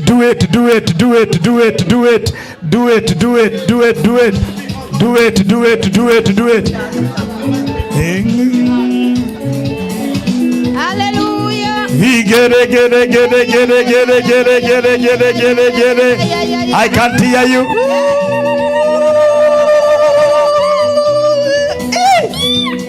I have get it. I am mikono ya juu. Yesu ni wangu ni wa uzima wa milele. Wangu ni wa uzima wa milele. Yesu ni wangu ni wa uzima wa milele. Wangu ni wa uzima wa milele. Ananipenda ni wa uzima wa milele. Ni wangu ni. Haya makofi, nataka kuona makofi. Vigere. Haya inua Yesu, inua. Yesu ni wangu ni wa uzima wa milele. Wangu ni wa uzima wa milele. Ananipenda ni wa uzima wa milele. Wangu ni wa uzima wa milele. Nitamuinua ni wa uzima wa milele. Wangu ni wa uzima wa milele. Haya makofi, shangwe na vigeregere.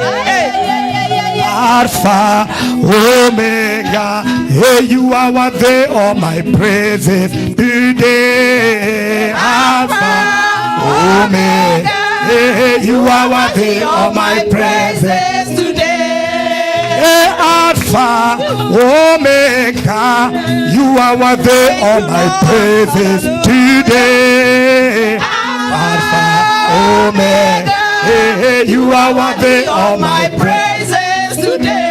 Hey, Alpha, Omega, hey, you are worthy of my praises today. Alpha, Omega, hey, you are worthy of my praises today. Hey, receive my praise, oh Lord. Are you listening? Receive my praise, oh Lord. Hey, praising and honor we give unto you. Hey, receive my praise, receive my praise, oh Lord. Receive my praise, oh Lord. Hey, praising and honor we give unto you. Receive my praise, oh. Makofi shangwe na vigeregere. Hallelujah. Amen. Amen. Are you happy? To be in the presence. Are you happy? Papa is in the house. Amen and amen. What a joy, what a blessing. Amen. Thank you, Gospel Outreach. God bless you. Nyinyi ni familia mzuri. Amen. We thank God for all of us. I want to take this chance because we've been blessed. Tumefanya vitu mingi. This time we will just want to hear the word. Amen. The other things we're going to do later, wageni na namna hiyo, then Pastor Ruth, you're going to do that after the bishop is done, and then baada ya hiyo tumalize hii session, tuingie tugoje hiyo service ingine. Amen. And God is faithful. Amen. Sio mwongozo ni sawa. Amen. Lift up your head and say thank you, Jesus. Amen. So I welcome my friend and my professor, Steve Jenga, the great man. Through him, we have our Bishop, Dr.Mark Kariuki in the house. He loves us so much. He's a friend, and we thank God for him. Thank you so much. Prof, you are just a blessing, and I thank God for you. So you come, make a prayer, and let's welcome our bishop to come and share the word.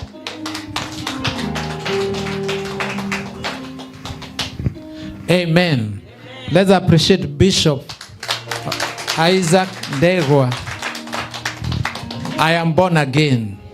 That's all I know. That I'm born again and I'm going to heaven. Amen. Number 2, since I connected to the grace of Bishop Dr. Mark Kariuki 2019, I am who I am because of his grace. Praise the name of the Lord. So when you hear me opening 10 businesses, 12 businesses, it is not me. It is connecting through his grace that God has continued blessing me. Even to the house I'm living for free at the church compound like a bishop in Kenya is through his grace. Why don't you trust in this grace? Connect into this grace. I can tell you for sure and for free, this grace is working. My prayer for you this afternoon, it is God to open your eyes that you can see the grace. You connect so that it can work for you. This man, we are with him. Your bishop, can you appreciate your bishop? We are with him here 7 days a week. He is back there. I always hear him praying, and I know he prays for you. Connect with this grace. Lift up your hands so that we pray. We bring the man of God in the name of Jesus. Father, we come before you this afternoon in humility and submission. Thank you for giving us 24 hours brand new day. And we have come such a time as this, through to hear the word that you have given your servant. Open the ears of our spirit, that we hear what the Holy Spirit says. May you speak to us, Lord, through him. And there may be miracles, God, that will unravel today. For it is in Jesus' most precious name we pray. Amen. Amen. Welcome, Bishop.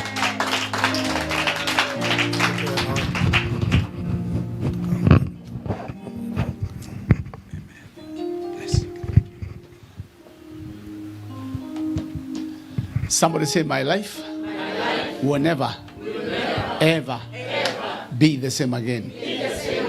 Now put some seriousness and some finality. My life will never, ever be the same again. In Jesus' name. My family, my finances, my businesses will never, ever be the same again. In Jesus' name. This is my season. I was born for this season. I am wired for this season. I am commissioned for this season. I am anointed for this season. I am highly favored. I am blessed beyond measure for this season. And the devil can do nothing about it. In Jesus' name. Amen. Give the Lord a shout of celebration. Hallelujah. Glory, glory, glory, glory. Thank you. You may be seated. Blessed be the name of the Lord. I said, blessed be the name of the Lord. It's a joy for me to be here this morning and to bring you the word of the Lord. Because I know that the word of God will never, ever go back to him void. It will accomplish what it was sent for. And God releases his word in accordance to the prayers of the saints.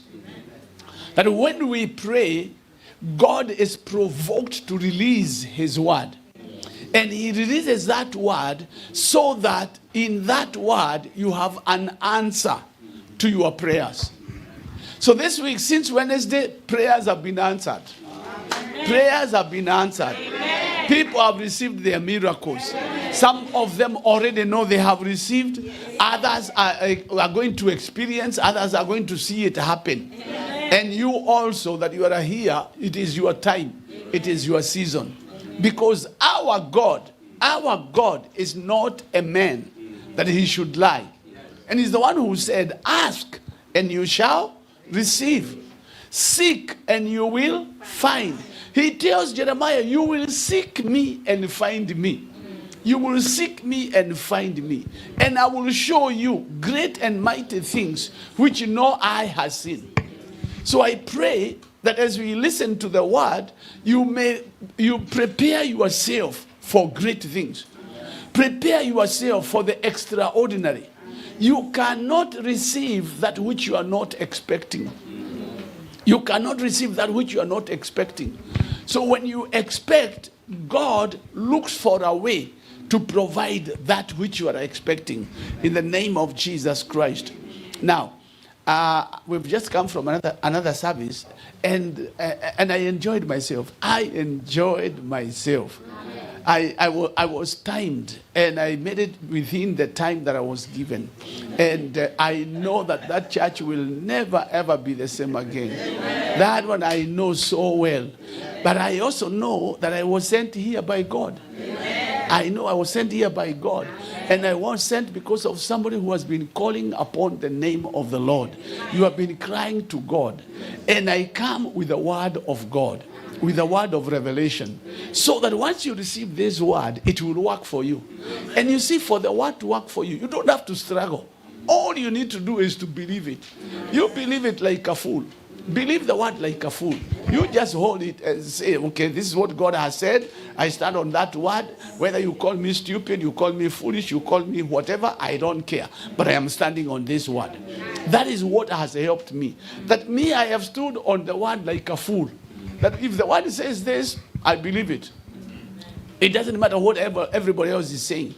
And I have not been afraid. I've not been afraid of going against the current. I refuse to flow with the current. Me, I flow with the word of God. And I have seen the lives of people changed completely. Now, I know we have another service that is coming. And at times when you have come from a fast service, a service that is moving fast, and you have some limited time, then you go to another one. You carry the same spirit of speed. The same spirit of speed. You want to finish quickly so that the people can receive the miracle. And again, I also know that you don't need my whole sermon. You don't need my whole sermon. 1 hour sermon, 2 hour sermon. You don't need it. What you need is one word. In fact, I realize why at times why a preacher preaches so long is because the people are not capturing. If the people capture fast, the service ends fast. If the people takes a long time, then the preacher will keep going because you see there is a pipe that is flowing. And as long as that pipe is open, the word still comes. But once the Lord feels now, these people have received, the pipe is closed. When the pipe is closed, the preacher has nothing to do. He will start sweating. So the best thing is to understand the pipe has been closed. Let me finish now. So I pray that you will capture that. I want to appreciate the Bishop Isaac Ndegwa. Thank you so very much. Did you realize that your pastor has a very good voice? Did you realize that? I have listened while here, and he has a good voice. He has a good voice. He sings. I was going to say he sings like the radio, but then. But I realize the radio is somebody. But he has a very good voice. I want you to know, Bishop, you have a very good voice. Really good voice. And another thing I noticed, he has a very sweet spirit. He has a very sweet spirit. You see, somebody with a sweet spirit is a likable person. They are likable. You want to stay with them. You want to hang around with them. But someone who is always looking at you and say, you look at your head. You look at your hair. They're always putting you down. You don't want to meet with them. You see them coming from that direction, you take a corner. Because you know there is nothing good that is going to come from them. So you look for where something good is going to come. You're looking super. You are looking smart. I heard him last night telling the choir tomorrow. And so I came wanting to see the choir. So the first thing I did was look at the choir, and I said, yes, I think he was right. So the choir is looking super. And the smiles, your smiles are great. Your smiles are just super. From the way you are smiling, there is no reason why you should not receive your miracle. There is no reason why God should not bless you. Just because, the attitude is very important. Attitude is very important. There are those of us who are brought up with a negative attitude, that everything you see is bad. Everything you see in an individual is bad. That when you sit down and you are discussing a business, the first thing that will come out of their mouth is how it cannot be done. So you come up with a great idea, and while you are giving the idea, this one is thinking, how can this not be done? Instead of looking for a way, how can this be done? This thing is doable. So from the way I see you, I see a people that are ready for their miracles. I see a people that are going to be lifted by God in the name of Jesus Christ. But you have got to hold on. You have got to persist. You've got to hold on. Because the evil one is saying you will not pass through here. You will not go beyond here. But you are saying here, I will go beyond. I am going beyond. Because you see, once your eyes are opened up and you see in the spiritual realm, you see yourself moving forward. It doesn't matter how many devils stand against you. It doesn't matter how many witches go around your house or go around your business. You will toboa. You will pass through in the name of the Lord Jesus Christ. So by your being here tonight, you can cause change back at home. Amen. Just by being here, change is taking place at home in the name of Jesus Christ. Why? Because we are standing on the word of God. We are studying on the word of God. In the book of Ephesians, in Ephesians chapter 1 and verse number 3, that's a scripture I love because it changed my life. Ephesians 1 verse number 3, it says, "Blessed be God and the Father of our Lord Jesus Christ, who has blessed us with all spiritual blessings in heavenly places in Christ Jesus." Now that's God. God is speaking through Paul, and he says, "Blessed be God." So Paul describes this God, and he says, "This God who is blessed has blessed us with all spiritual blessings in heavenly places."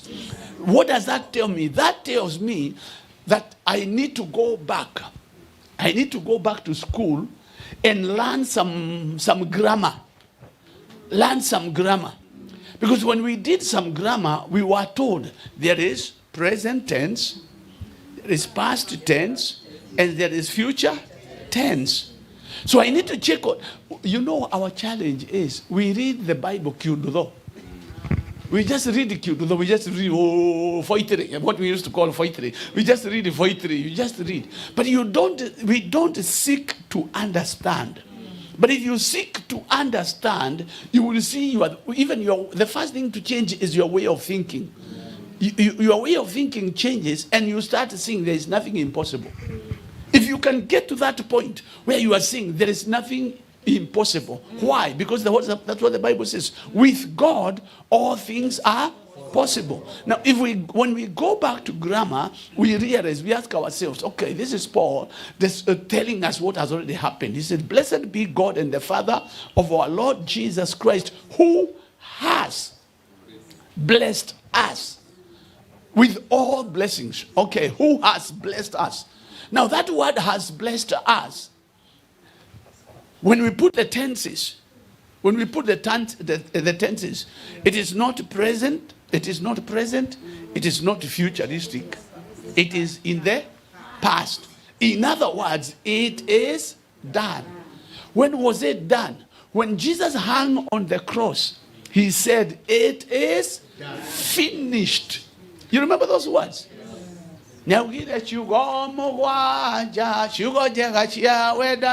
Okay.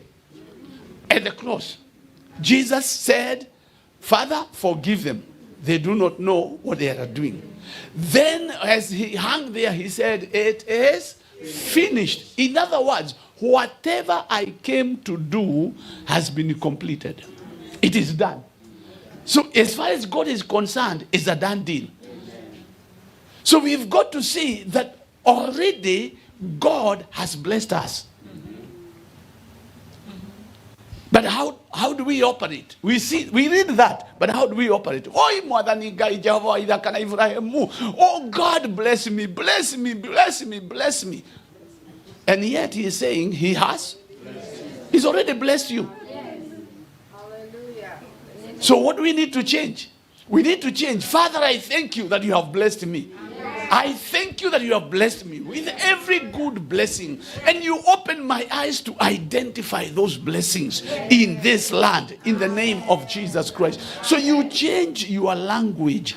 You change your way of thinking. You change the way you look at things. When you change your perspective, even your language changes.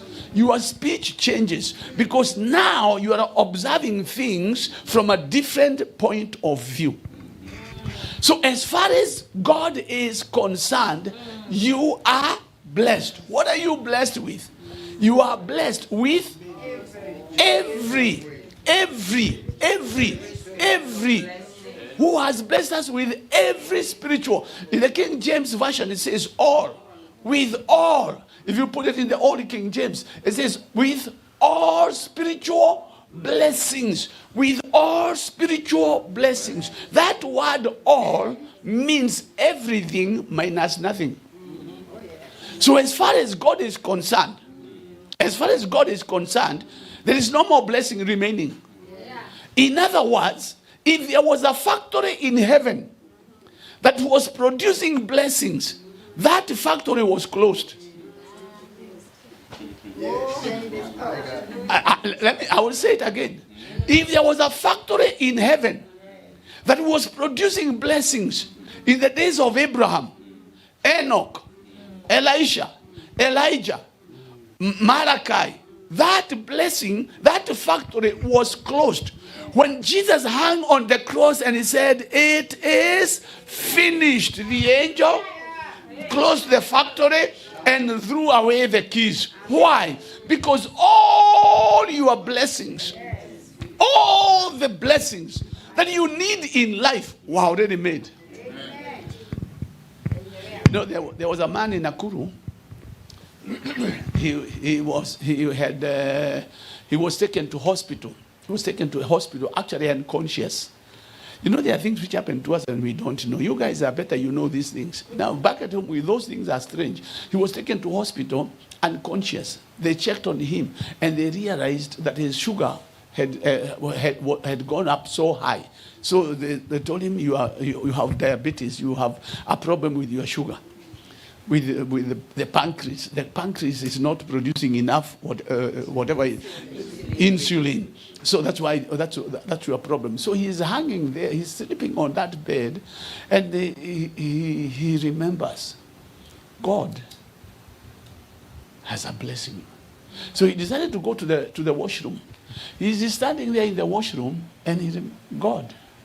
And he says, okay, God, I have a car, a Datsun. And this car was made by the Japanese. It was made by the Japanese. When this car gets broken or breaks down, I take it to the garage. And they remove the broken part, and I buy a new spare part, and they put it there. Then he says, God, you are the one who made this body.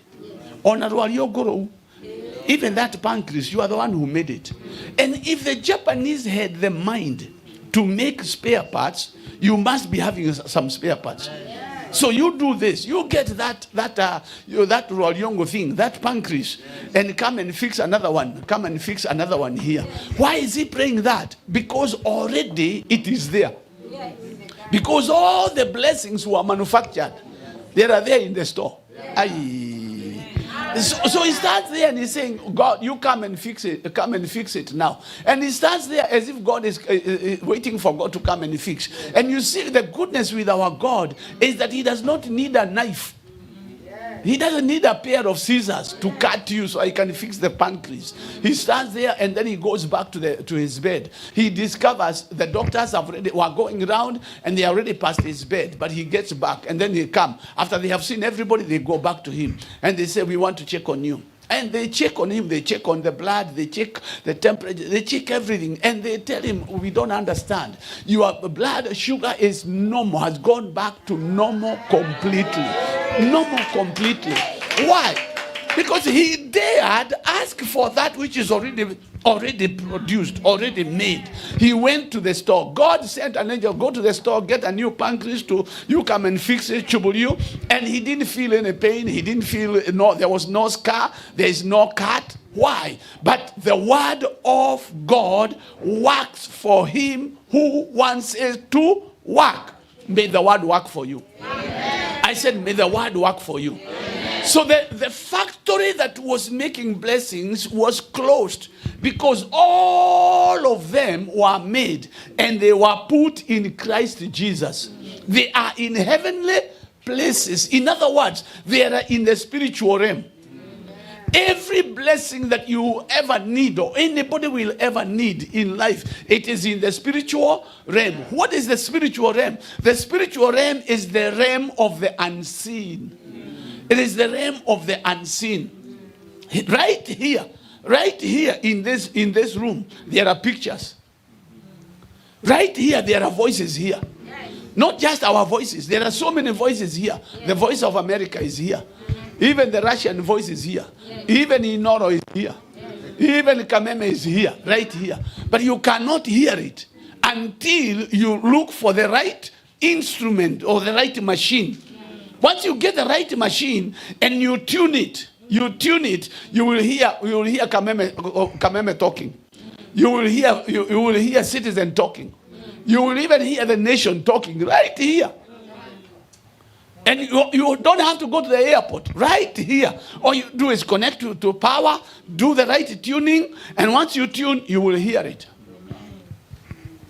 So if you want to hear, you get the right machine. In the same way, the blessings, all the blessings are here in the spiritual realm. The realm of the unseen. That means your car is here, your husband is here, your healing is here, your twins are here, your grandkids are here, your business is here. That which you need is already here. It is right here, but you cannot access it. You cannot access it until you bring the right machine. If you don't have the right machine, you will just be here. We will be singing. And And we will just sing and sing and sing. Then you find that one is prospering. That one is prospering. That one is prospering. What is happening with me? No, Adogire. Who has bewitched me? What is going on? It is because your eyes have not been opened up. Paul says, when he writes the Ephesians, I'm praying for you that the eyes of your understanding might be opened up. What happens when the eyes of the understanding are opened up? You are able to see what others are not seeing. You are able to see in the spiritual realm. When Elisha and his servant were surrounded, Elisha was seeing the host of the armies of the Lord. Gehazi was seeing the Assyrian army. So you could be in this one place and both of you are seeing different things. You could be living in the same house and you are seeing different things. Because this one is spiritual, this one is carnal. Now the choice is yours. Which one do you want to be? You can be spiritual, you can be carnal. When you become carnal, you will see the impossibilities. It cannot be done. When you become spiritual, you know that by the time God brought me here, He had prepared everything I needed.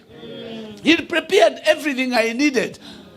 Now that factory was closed and the blessings are here. So what do we need to do? That's why I come and say to you that there are roots. There are roots. There are foundations that are keeping you from accessing the blessings which are already here. And those roots have got to be destroyed. Those foundations have got to be destroyed. In Jeremiah 1:10, Jeremiah is told, I have appointed you to root, pull down, root up, remove, uproot. Before you build, you have got to uproot. Now once you capture that I have got some uprooting to do, then you realize it is not me who will do it for you. It is not your cousin. It is not your pastor. It is you. Because you are the one who will identify. If you don't identify, you will be singing in the choir. Tavuna ulichopanda, tavuna ulichopanda. You will be singing in the choir and profiting nothing. Because you do not see it. That's why Paul says that the eyes of your understanding might be opened up. What opens up the eyes of the understanding? God opens. And the beginning was the Word. And the Word was God. And the Word was with God. So the Word of God brings light. The Word of God brings light. Psalms 119. Psalms 119 and verse number 130. 119, 130. Psalms, Zaburi 119 and verse number 30. What does it say? Are we going to get it or I look for it? I have Apana 30, 130. 130.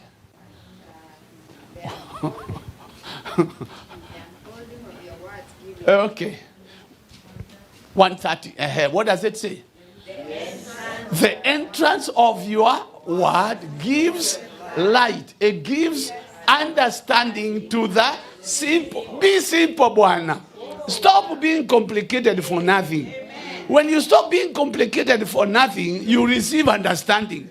But when you become complicated, you want to know, you want to investigate, you want to get the right pronunciation of thou, thee, thine, thou, thee, all those these. But the entrance of the word does what? It brings light. It brings light. May you allow the word to enter. Let the word of the Lord enter you. Once the word has entered you, there is nothing that is too hard for you. There is nothing that is impossible. Jameni yawa, si mtu tu anoki hapa. Seme hili neno ni langu. This word is mine. I'm not going to allow this word to pass. I will allow the word to enter into me. What does it do when it enters into you? It brings light. What does the light do? The light shows you what is happening. Yesterday, I don't know whether it was last night or the night before, but I told the people who were here that when I got married in Mombasa, we were living in a one-bedroom house, and we thought we were only the two of us, me and Joyce. Only to discover we were not two. There were other living things. There was wildlife in the house. How did I discover? One night, when I felt thirsty, I needed to drink water, and we had already gone to sleep. So I wake up and I go to the kitchen. When I went to the kitchen, I turned the lights on. That's when a discovery came. In other words, the light brought in discovery. Because the moment I put on the light, I saw cockroaches, rats, mice. They all started running away. And the cockroaches in Mombasa are not like the ones we have in Nakuru. The cockroaches in Mombasa are this big. So at first you are left wondering, hey, what is that now? What is that I've seen? By the time you discover it is a cockroach, you would have used to do. That's when I discovered, when the moment the light comes, in the same way, the moment you receive the word of the Lord into your spirit, and you agree with that word, it shines and it makes whatever cockroaches that have been hiding in you, whatever rats that have been hiding in you and eating your stuff without your knowledge, they will disappear. They will disappear. They just end up disappearing. In the name of Jesus Christ. So for me, I know. I don't have to wait until I finish preaching, then I start casting out devils. There are devils which live just by teaching. There are 3 ways of dealing with the devil. 3 ways of dealing with the devil. Number 1, you rebuke them in the name of Jesus, and they will go. Number 2, you teach the people the word, or the people grab the word. Once they grab the word, there are devils which just disappear because you are receiving the word. Number 3, you bring a higher authority. Once you bring a higher authority, what happens? They just disappear because they see this authority is not a simple authority. This authority is powerful authority. So but just now, since we started, there are some demons which have been following you. They will never follow you again.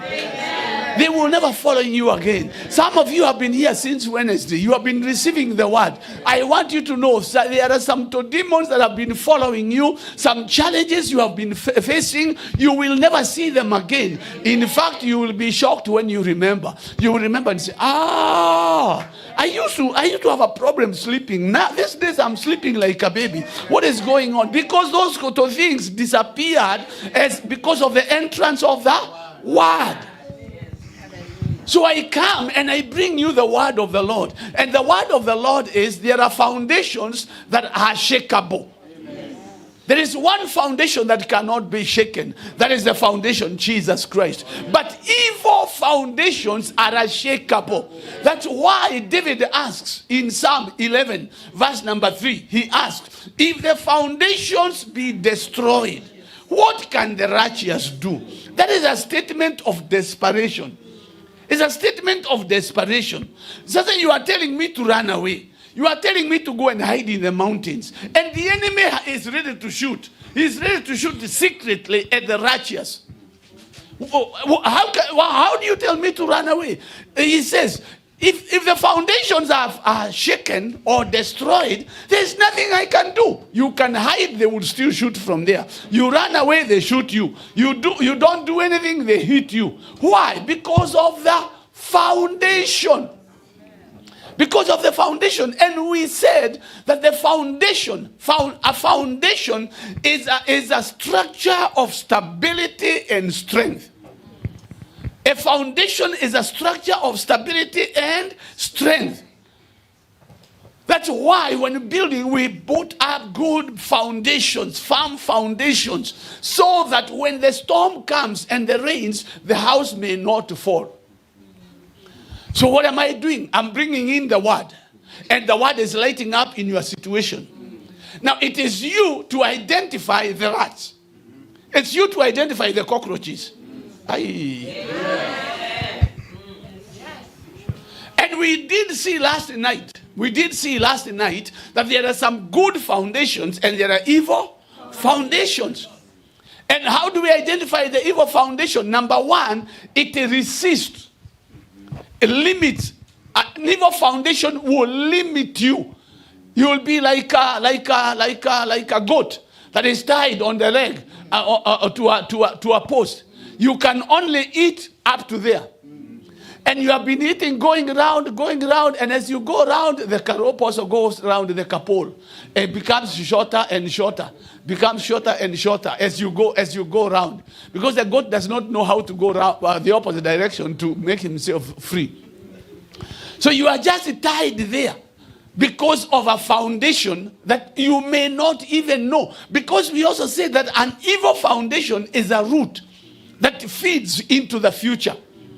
We said it's a root that feeds into the future. We also say that an evil foundation transfers battles into generations which are innocent. Innocent generations go through battles, not because of what they are doing or what they have done, but because of what happened. We looked at Lamentations. Let's go to Lamentations. Lamentation chapter number 5. We looked at Lamentation chapter number 5, verse number 7. And we see the lamentations of Jeremiah. He's lamenting, or Israel is lamenting. They are crying out to God in Lamentations 5. He's saying, our fathers have sinned and are not. In other words, they are already dead. And we have borne their iniquities. We said iniquities is a sin. Iniquity is a sin that has been repeated for many generations until it has become part of the. It has become a belief system. Are we together? So it has become a way of life, such that you proudly say, in our family we get annoyed. In our family, hey, we get annoyed. We get annoyed. In our family, when we meet during Christmas, we end up fighting. All of us. We meet on the first day. Everybody is excited. Oh, so and so. We are so excited. By the time we are leaving, we are quarreling. We are fighting one another. Things are so bad. And that is, you pride in that. You pride in that. Why? Because that's all you know. But when the word of God comes and lights, brings in the light, then you realize, so it is not supposed to be so. So could be this thing is foreign. We pride in and saying, in our family, we don't know how to stay married. No, we get married for 6 years. After 6 years, all the girls go home. And our brothers chase their wives, but the kids are left. So if you come to our compound, it is like a school. It is like a school. There are so many kids running around there, and you are wondering, this man has how many wives? He has only one, and a forest of daughters. And the daughters have come with a population, and it is acceptable. Or you go to a place and you find in this village, everybody is a drunk. Everybody is a drunk. Even the kids walk like drunkards because they have been smelling the whole thing. There is a spirit of drunkenness or a situation of poverty. You go to a place and you find the place is so poor. The people are so poor. And even you stay there, you end up being poor. I know of a guy who used to come to our church, and he retired and went. He went back into the village. And when you come from Nairobi and you go back to the village, you are like the chairman. You are the chairman of everybody else there. After some time, he came to my office, and we were just talking. I listened to him, and I was left wondering, is this the same guy that I have pastored for these years? I had somebody different completely, because he went, instead of influencing the village, he was influenced by the village. And even here, we could be sitting here, and your village has influenced you so much that you cannot make any money. You cannot do anything, because the foundation from home is the foundation of poverty. and it has followed you. You make money, and the way you are struggling with your budget in Kenya, with the salary you are receiving, is the same way you are struggling while here. And you have no idea that it's actually a foundation. But the entrance of the word brings light and gives understanding to the simple. Be simple, Bwana, that you may get understanding. When you get understanding, take a step. If you don't take a step, you will keep on struggling. And me, I've come and I've spent my time and my strength. The bishop believes I don't get tired. And I agree with him, I don't get tired. Because my strength is renewed. But it's renewed because I want to see this word work in your situation. Amen. I want to see this word working in your situation. So that when we meet 5 years from today, you will tell me, now I am no longer running away. I have all my documents. Now my business is doing well. My business is doing well. I have all this. Why? Because you discovered, you realized that it is not your wit. It is not your wit that is keeping you here. You are not brought here by your uncle. No. Whether you came as cargo or you came with no papers at all, it is God who brought you here. Now, once you know that it's God who brought me here, what is your desire going to be? I will serve the Lord with all my heart. I give myself to him because it is only him who can keep me here. Let me tell you, we even with the papers, if God said you are going home, you will not sleep here. If God said it's time for you to go home, you will not even need any escort. You will find yourself at the airport. But now God brought you here. Why? Because he has a plan for you. But there are cockroaches. There are cockroaches. There are mice, rats running there because the place is dark. When the word comes, it brings light. This light reveals to you, so this is it. Okay, I am going to take a step. And there are men and women that have taken a step. There are men and women here who have decided that things must change. Things must change. I pray that you be one of them.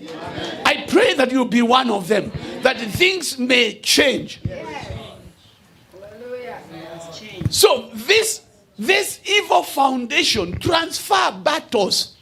And how do you identify them? You identify these evil foundations by the patterns that you see in life, because they create patterns.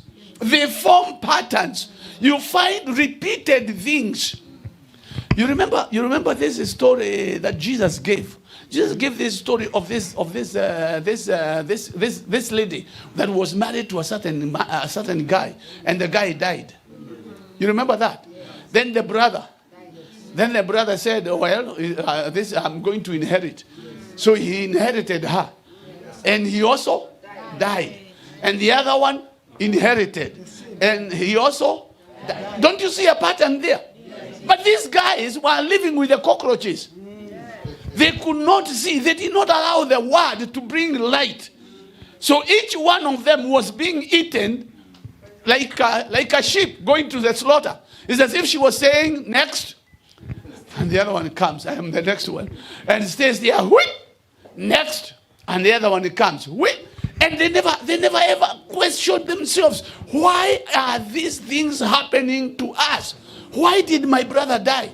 Why did my second brother die? Why did my third brother die? Why did my fourth brother die? Why are they dying? If they had listened to me, they would not have died. Maybe the first one would have died only. But there is a pattern in the life of that woman of destruction, of murder. So they all died. So you look at the patterns that are formed in your family.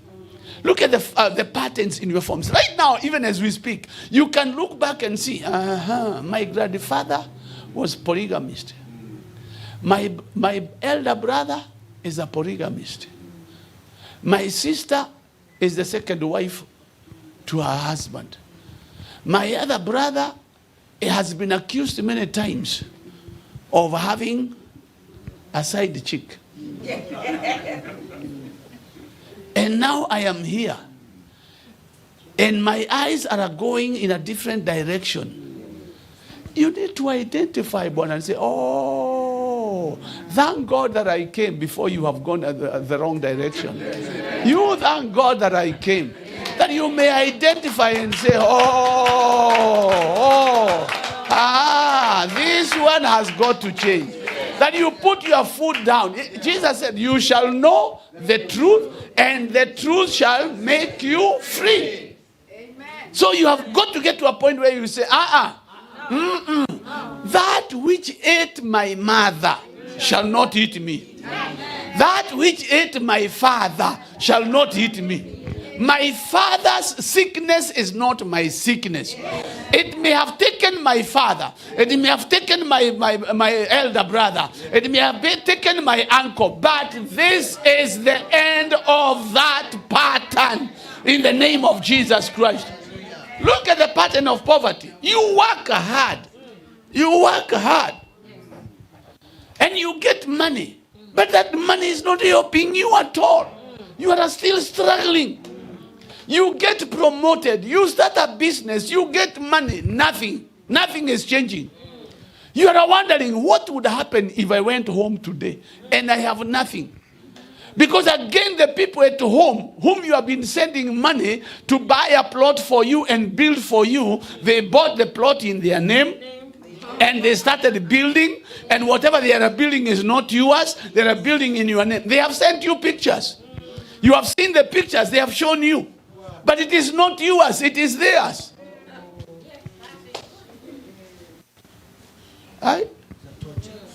Mtaifahamu kweli, nayo kweli itawaweka huru. Until you get to that point where you say, it's got to be. You see, the people at home are rejoicing. Because when you send $20 times 130, what does that become? I don't know, 2130, 2130, that is 6, that is 0, that is 600. All that 6, all that money, it multiplies. So they know you are rich. And you know you are not. You know in your knower, you know in your system, you are not. But there they know you are rich. Why? The spirit of deception. To keep you poor. But you shall know the truth, and the truth shall set you free. Shall make you free. So David is asking, if the foundations are destroyed, what can we do? The righteous can do nothing, because the foundation is everything, and now it has been destroyed. So now you become a devil's football. He kicks you around in whichever way he wants. Even here, you come here, you work, and before you send the money home, you find yourself in hospital, and you don't have an insurance, or your car has been hit, and you are late with the insurance. So the insurance, there is nobody to talk for you. There is nobody to talk for you. So they just tell you, well, there's nothing we can do. You did not renew your insurance. That is it.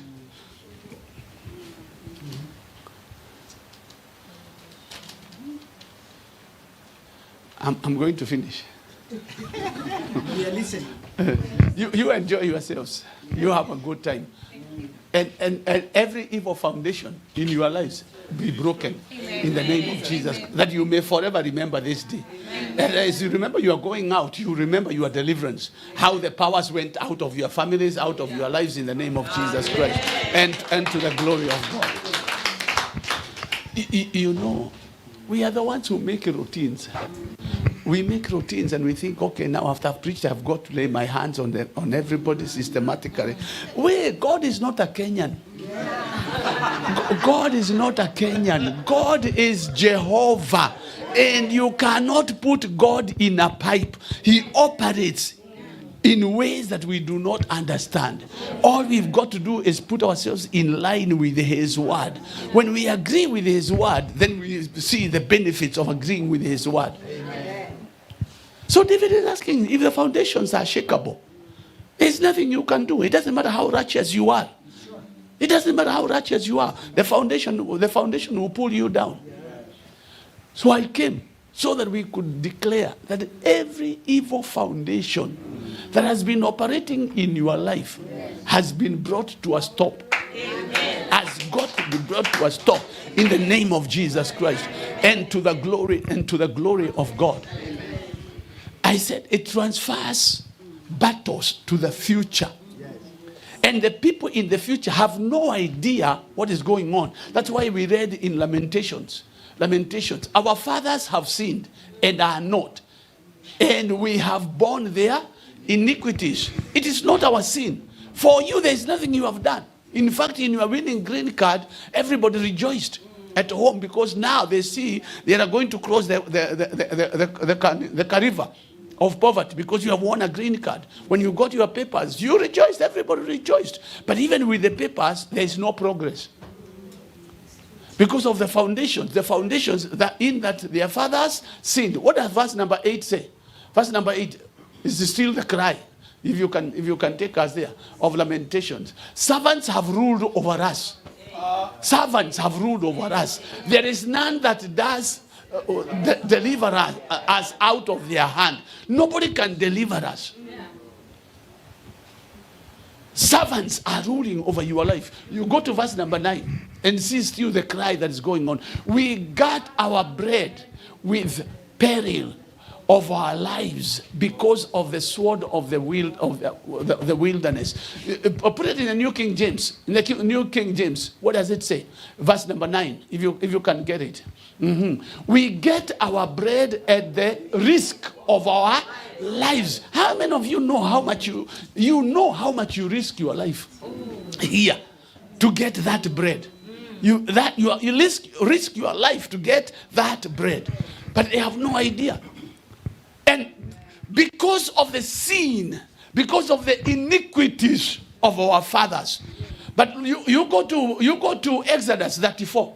Exodus chapter number 34, and I think verse number 7. Look at verse number 7 of Exodus 34. What does it say? Exodus 34 and verse number 7. Let's get there. Keeping mercy. Okay, go to verse number 6. Verse number 6. And the Lord passed before him and proclaimed, the Lord God, merciful and gracious, long-suffering and abounding in goodness and truth. Okay, number 7. Number 7, it says, keeping mercy for thousands, forgiving what? Iniquity, transgressions, and sin. By no means clearing the guilt, visiting the iniquity of their fathers upon the children and the children's children to the third and fourth generation. Our God is a generational God. If there are generational curses, there are generational blessings. And I come to declare to you that our God forgives. Our God forgives. So for us to break those foundations, the first thing we need to do is to acknowledge that they are there. When we acknowledge that they are there, then we take a step. We decide we are going to take a step. Even you go and receive your deliverance in the name of Jesus, and the blessings of God upon your life in the name of Jesus Christ. I hope nobody else is will walk out so I can pronounce a blessing. But anyway, I'm going to post. I know you. I was told. Actually, I was actually told some of you are going to work. So it's not a mistake of the bishop. It's the passion. It's the passion in me. It's the passion in me to see your situation change.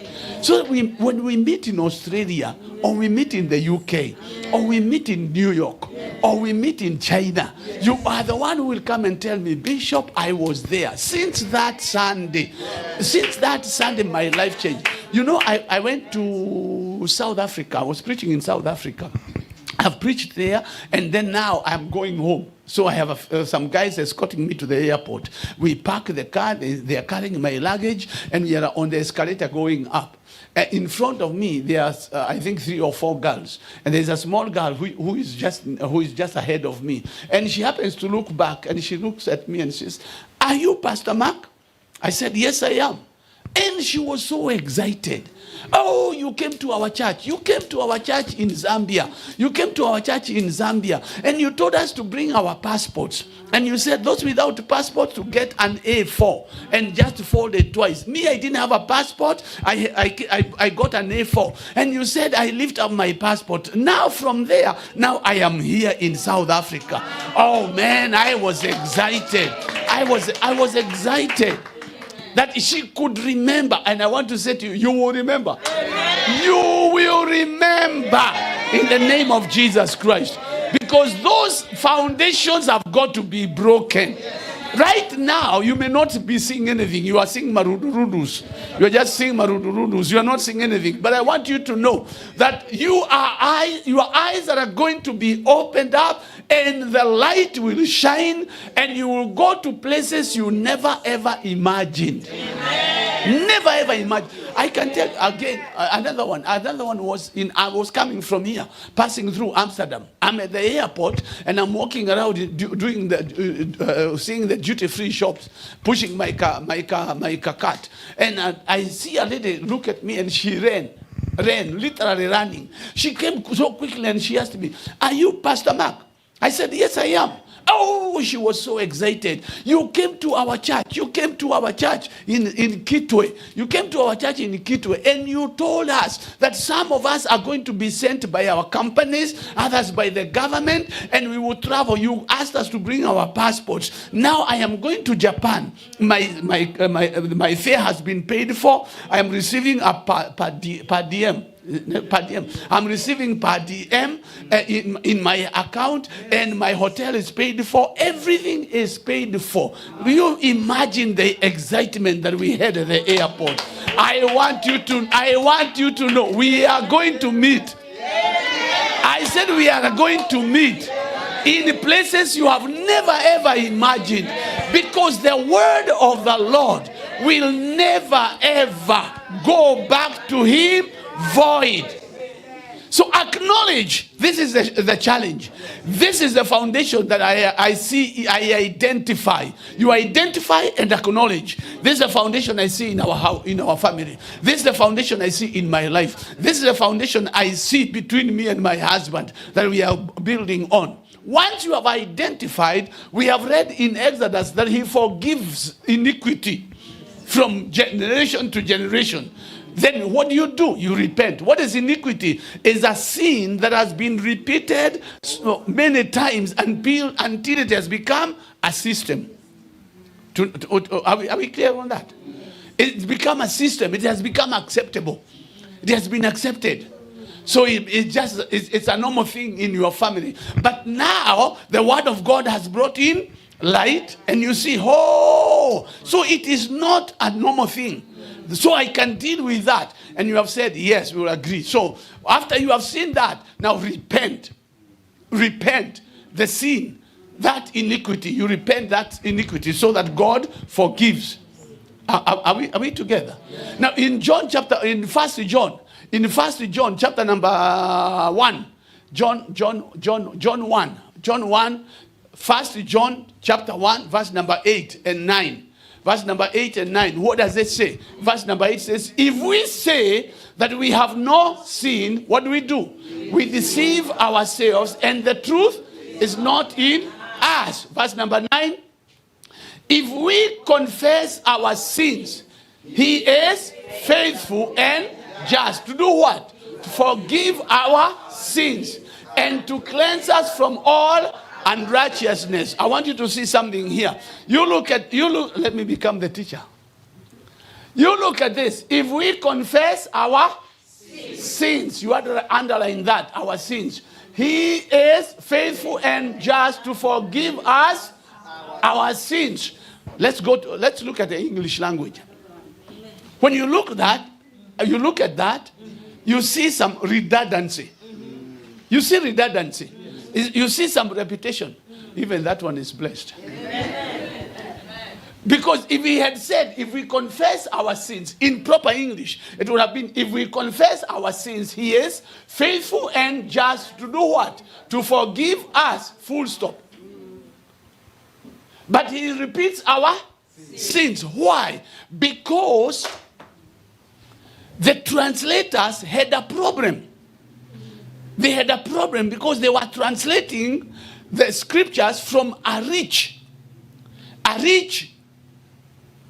language in vocabulary that is to one that is poorer. The Greek was richer in vocabulary than the English. Let me make it easy. English is richer in vocabulary than Swahili. Those who know Swahili. So English is richer. I will show you how it is richer. In English, whatever you are sitting on is called a chair. What is it called in Swahili? Kiti. A pew. The long one we sit in church is called a pew in English. What is it called in Swahili? Kiti. There is another one, three-legged. It's a three-legged stool. What do you call it in English? A stool. What do we call it in English? Kiti. There is another one in English, it's called sofa. Sofa set. What do we call it in Swahili? Kiti. There is another one I saw here. You sit and it lifts up your legs. It's called recliner. In Swahili it is called kiti. Why? Because Swahili is poorer in vocabulary than English. Now the Greek was richer in vocabulary than English. So when I checked these words in the Greek from the original, I realized if we confess our sins, this our sins is one word, and this our sins is a different word. Our sins here is paraptoma in Greek. If we confess our paraptoma, he is faithful and just to forgive us our harmatia. So this our sins here is harmatia, and our sins here is paraptoma. Two different words. And when I looked at it, I realized this paraptoma, it means the known sin. The known sin. That is a sin you have sinned, nampango, with a plan. You know this is sin. It's like when the pastor says you bring your tithe and you don't want to bring your tithe. You know you are sinning, and you are comfortable sinning.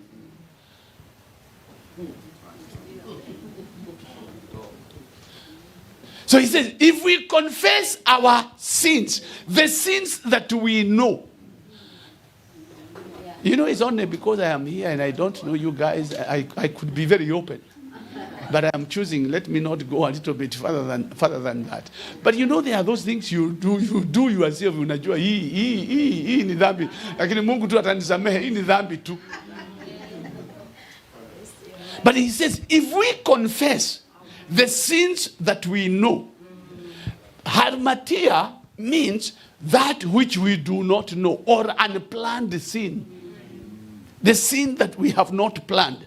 The iniquities fall in that category because you are not involved in the sin of your fathers, as they say in Lamentations. Our fathers sinned and they died.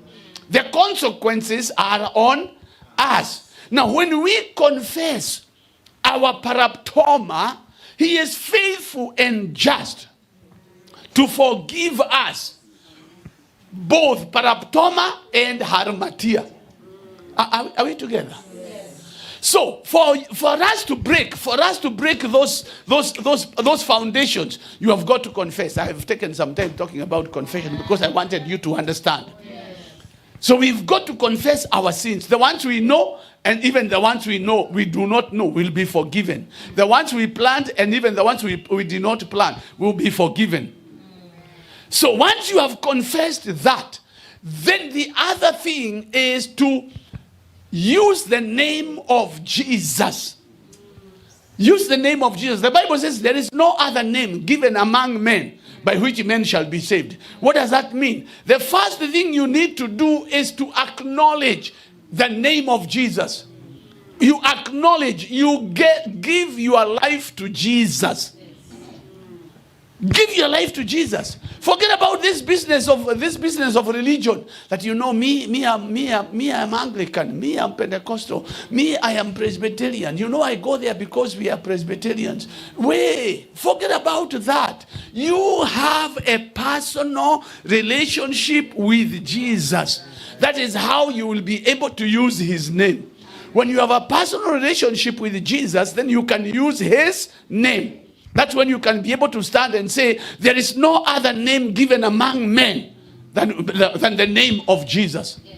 Stop with this idea of me, I want to be a good man. Me, I don't steal. I don't do this. I don't do this. I don't do this. It is not the doing. It's not what you do or what you do not do. It is having a personal relationship with Jesus. So endeavor to have a personal relationship with Jesus and to live a life that is pleasing to him. Amen. Don't come and tell me, here things change. Things, when people come here, they forget about their husbands back at home. They forget about their wives, and then we just live together. Let us face it, Bwana. There is no shortcut. There is no shortcut. I told you. Maybe you are not there, but I will tell you. Me, when I come here, I have my return ticket. I have my return ticket in my pocket. And a ticket I can call the airlines and they say, I want to travel now. I want to travel tonight. Or the fast flight. I want to be in that fast flight. And I will be there and go. So when I speak. I just speak openly. Because I want to help you. Don't come and tell me, things are so hard here, things are so difficult here. So I decided we live with this man because, maudo mamwere. It's so hard. Things are so difficult. They are so hard. Yeah, it is true they are hard. But if you want to see the foundations broken, you have got to have a personal relationship with Jesus. And you have got to live a life that is clean. You've got to live a life that is clean.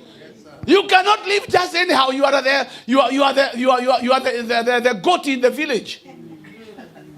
You're living like the goat in the village or the cock in the village. You are from here. It is known that so and so is like this, and that so and so comes to you and say, "Karibu, karibu, karibu. This is my chance." Where bwana? If the foundations be broken, if the foundations be shaken, what can the righteous do? There is nothing you can do. You will be eaten by those foundations while here. In the name of pleasing your body.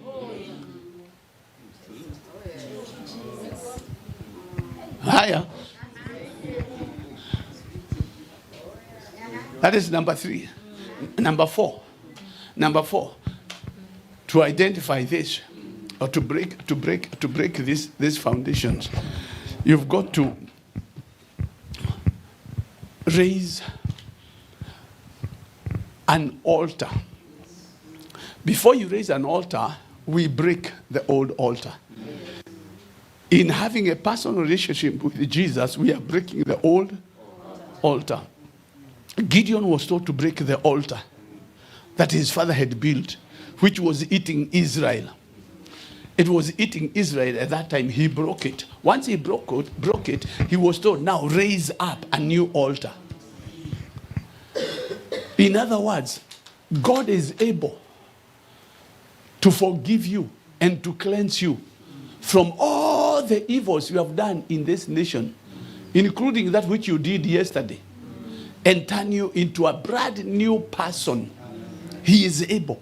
And he is willing. But you have got to be willing yourself. If you don't take a step, nothing will happen. You will be left there. Toka utumwani na safiri kila siku naenda Kanani njia hadi, and we are going nowhere. You are just marking time, sweating, spending a lot of energy, nothing doing. You do your doubles, nothing happens. You even do your triples, nothing happens. 24 hours, and nothing happens. You work and work and work and work. You even have, what do you call them in Kenya? Sponsors. They are called sponsors. You even have sponsors here. You will have 5 and they will do nothing. You will not get anywhere. You know, it's become so evil that somebody can write me a text and say, my sponsor has not appeared for some time. Please pray for him to come. They are writing for me to pray that the sponsor would come. And I'm wondering, where these foundations have been broken completely. They have been broken completely. So I endeavor to teach the word. Because in teaching the word, somebody will receive understanding if they are simple. If they are complicated, they will say, where, Bishop? Never Mark. You talked to Mark about my things. Somebody must have talked to Mark. You know, I'm preaching at home, and I finished the service, and I want to run to the next service. And this girl comes, and I see her. She wants to talk to me, and I say, okay, come. What do you want? And she tells me, Bishop, I am not a member of this church, but I come here once in a while. Once in a while I come here, but every time I come here, you are talking about me. Who tells you about me? Somebody must be telling you about me. I don't know the girl. I've never seen the girl, but she believes somebody tells me about me.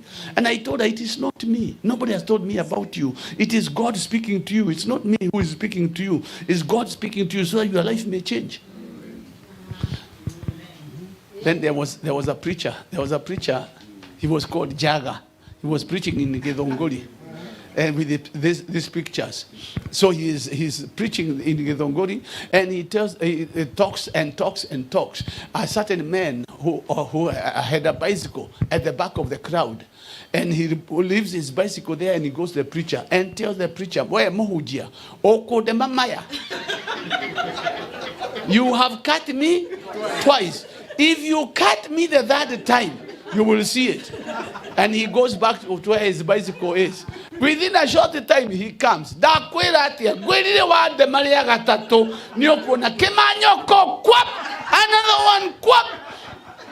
and he says, "You go and tell that God, I have beaten you."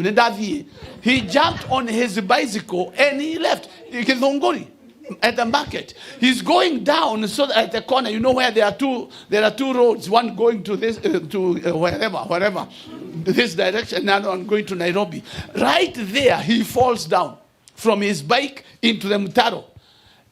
The people go to rescue him, only to find out now safari ants are eating him. So they rush there. When they check on him, he's already gone. He's dead.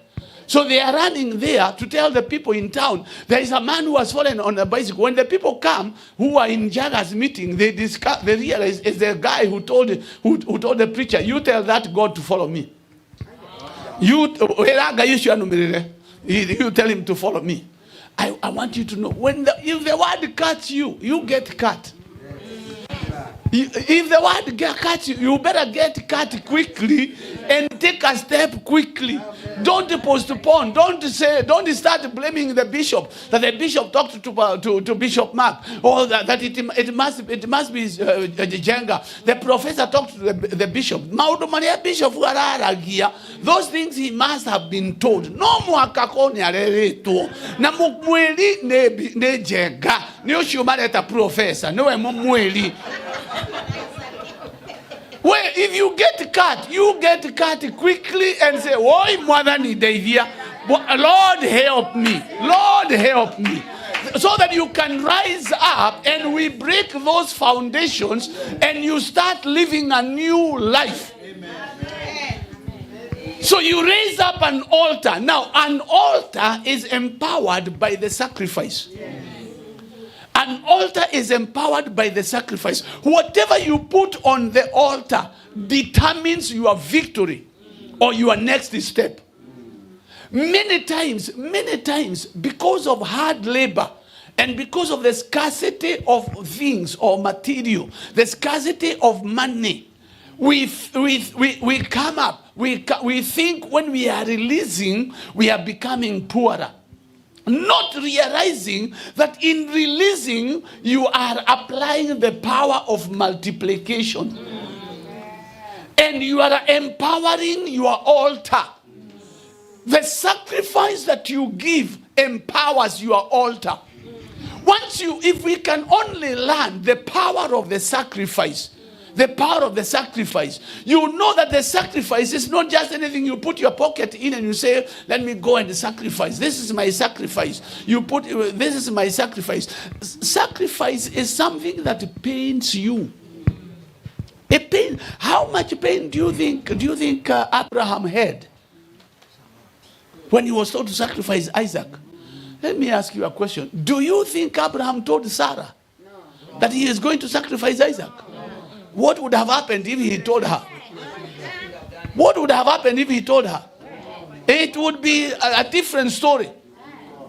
In fact, it was so serious. So serious. You know, at times I try to imagine what happened. Abraham was old, but the guy was strong. For him to deal with a teenager and tie the teenager to the altar. You know, many times we think that Isaac just went there, Daddy, you want to sacrifice me? Hallelujah. Okay, let me sit. And he sat there, now cut. Hey, the boy had already asked the father, now we are going up the mountain. We have the knife, we have the fire, but we don't have the sacrifice. And then he says, God will provide. When he had God will provide, he said, okay. So the cowboy went. But my imagination, this is my imagination. Don't tell me, I'm not saying I read it from the scriptures, but my imagination is the moment they get there and they set up the altar, everything is ready. The knife is ready, the fire is ready, everything is ready. And Isaac is wondering what is going on. And Abraham is looking, how do I capture this cowboy? How do I capture this cowboy? So both Isaac is wondering, and Abraham is looking for a way of capturing this boy.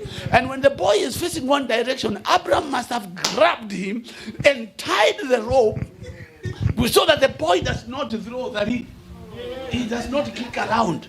He ties him and ties the legs. What was happening? The boy is not just keeping quiet. Daddy. Whatever you want, Daddy. The boy must have been screaming like nobody's business. I believe it's the cry of the boy that got to God. So the boy is screaming and he is put there and he's got to be tied to the altar so that he doesn't destroy the altar with his kicks. He's tied there and he's tied the eyes and the father gets the knife and ready. That's when God comes and says, Abraham, spare him. There's a sheep there. Abraham sees the sheep. And then he comes and cuts the ropes that he had tied this boy. You think the boy stayed there to see the sacrifice? Would you think that the boy stood there and said, okay? That boy is not there. The moment he was set loose, he must have gone full speed. Mommy. He's crying all through, going to the... Actually, if you read your Bible, you will come to discover that by the time Abraham got home, both Sarah and Isaac were not there. They had already disappeared. How do you live with a cannibal? He wants to kill. How do you live with a cannibal? The next time you hear about Sarah is when she died. And Abraham had to go to where she was and buy some land there to bury her. Since the day of the sacrifice, Sarah disappeared. So a sacrifice is not just a small thing. It's that which pains you. It pains you.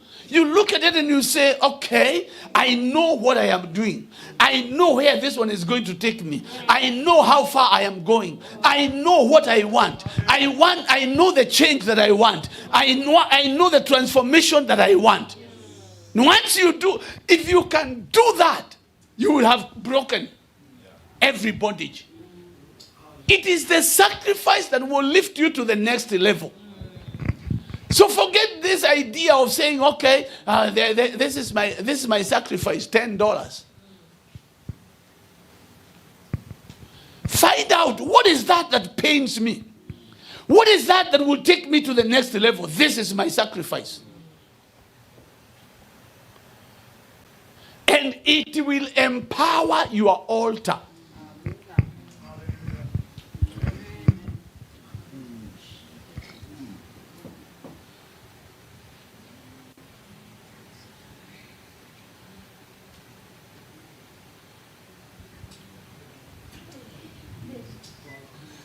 You know, when I pose like this, is to give you an opportunity to think.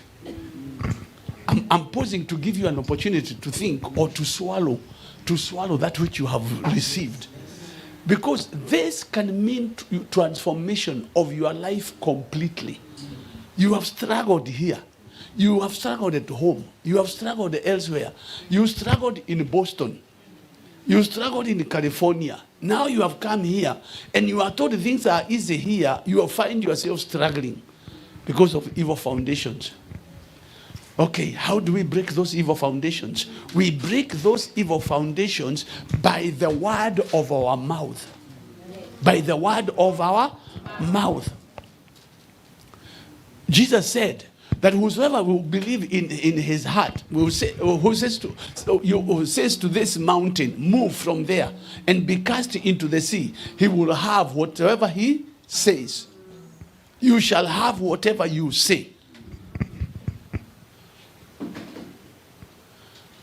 Sasa, badala ya kuendelea sana, situvunje. Should we break those foundations? Yes. I think we just break those foundations in the name of Jesus Christ. And then you purpose, you bring in your sacrifice in the name of Jesus Christ. And we move on. Because this will bring transformation in your life. This is what is going to open doors for you. Because those doors are held by foundations. Let us stand up.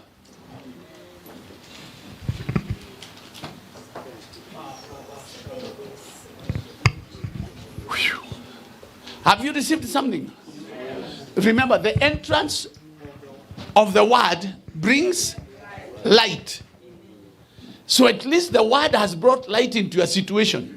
And now you can identify the cockroaches. So you identify the cockroaches. Can we deal with those cockroaches? As the light comes, let every cockroach, every mouse, every mouse, every mouse to disappear in the name of Jesus Christ. Are you ready to declare? Are you ready to break those powers? Can we break those powers in the name of Jesus? Lift up your hands and say, Father, I thank you for the word you have given to me. I receive it with gladness. And I stand on it with boldness and courage and confidence to break every evil foundation over my life, over my family. In Jesus' name. Amen. Now it is time to break. It's time to break. Now, so that you may know it's nothing. It's nothing. You may relax. Breathe in. Breathe in. Breathe in. Breathe in. Breathe out. Breathe in. Breathe out. So that whatever tension was there, see, it has been broken. So that we break those foundations without tension in you or without fear. You know, at times we get in the service and we are afraid. This demon can jump on you. Wait, you are not a vessel of demons. You are empowered. You are anointed. Somebody declare, I am anointed for this hour. I am commissioned For this hour, I am empowered. For this hour, in Jesus' name, amen. Now, put your finger like this and declare, every evil foundation that has pursued me to this land, hear the word of the Lord. Hear the word of the Lord. Your time is over. In my life. Break, break, break, break. Break, break, break, break, break. Break, break, break, break, break. In Jesus' name. Amen. Now that is the powers that have pursued you here. Those powers that pursued here, eating your money, eating your ideas, eating your dreams and your visions, killing your visions, those ones are broken now in the name of Jesus Christ and to the glory of God. Somebody say yes. Somebody say yes. Let us now go to iniquities. Let's go to iniquities. Every iniquity, every foundation of iniquity, if pursuing my family, dwelling in my family, both here and back at home, hear the word of the Lord. Hear the word of the Lord. Your time is over. In the name of Jesus Christ. Break now. Break, break, break, break, break, break, break, break, break, break. Break now, break now, break now, break now, break now, break now. Break, break, break, break, break. In Jesus' name. Amen. Everybody said amen. Every foundation of sickness that has been reigning in my family, hear the word of the Lord. Hear the word of the Lord. Your time is over. In my family, in the name of Jesus Christ. Break, break, break, break, break, break, break, break. Break now.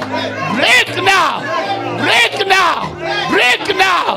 Break now. Break now. Break now. Break now. In Jesus' name. Everybody said amen.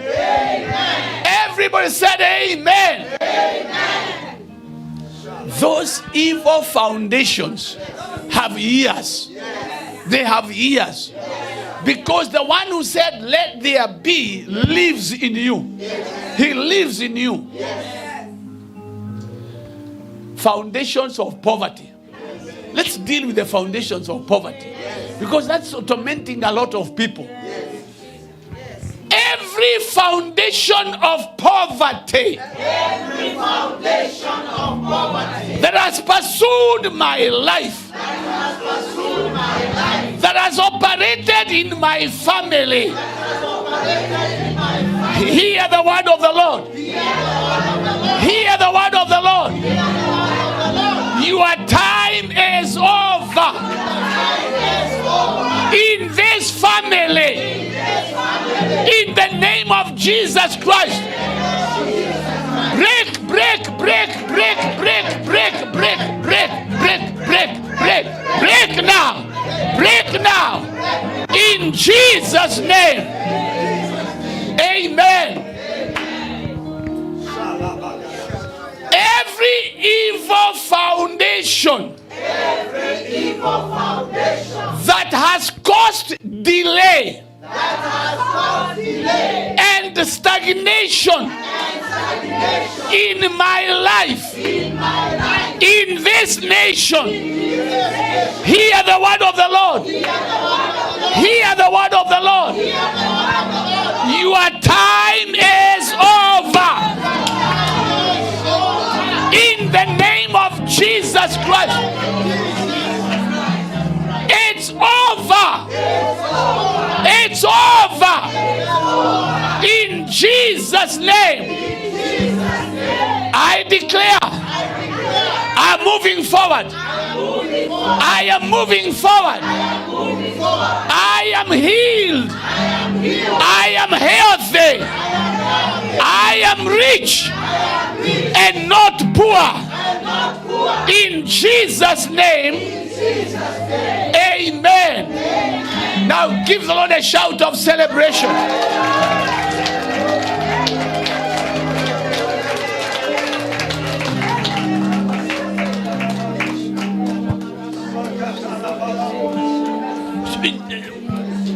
Now, take a moment and just worship the Lord.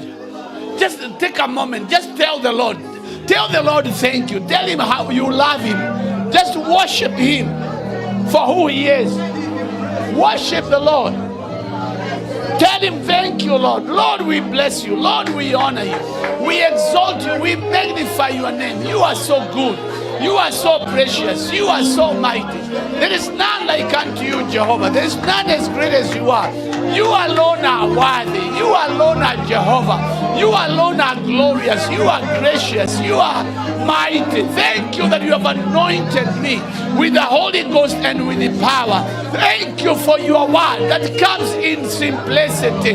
Thank you for your word that brings in life.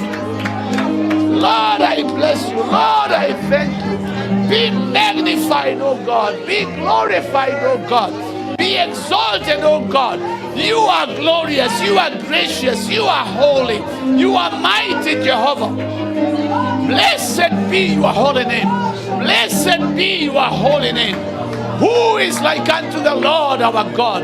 Who is as great as you are? Who is as mighty as you are? You are worthy to be exalted, worthy to be praised, worthy to be glorified.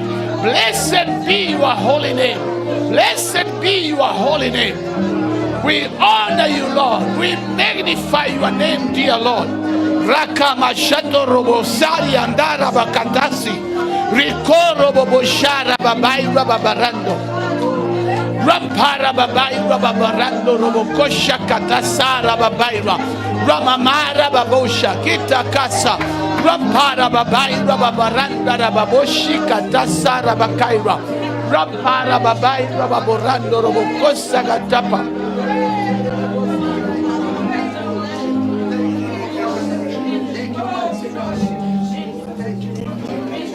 Our Father, we bless you and we praise you. Thank you for what you have done in this service. Thank you for delivering your people. Thank you for rescuing your people. That, Lord, you have rescued these people. You have rescued their families. A new chapter is being opened in their lives in the name of Jesus.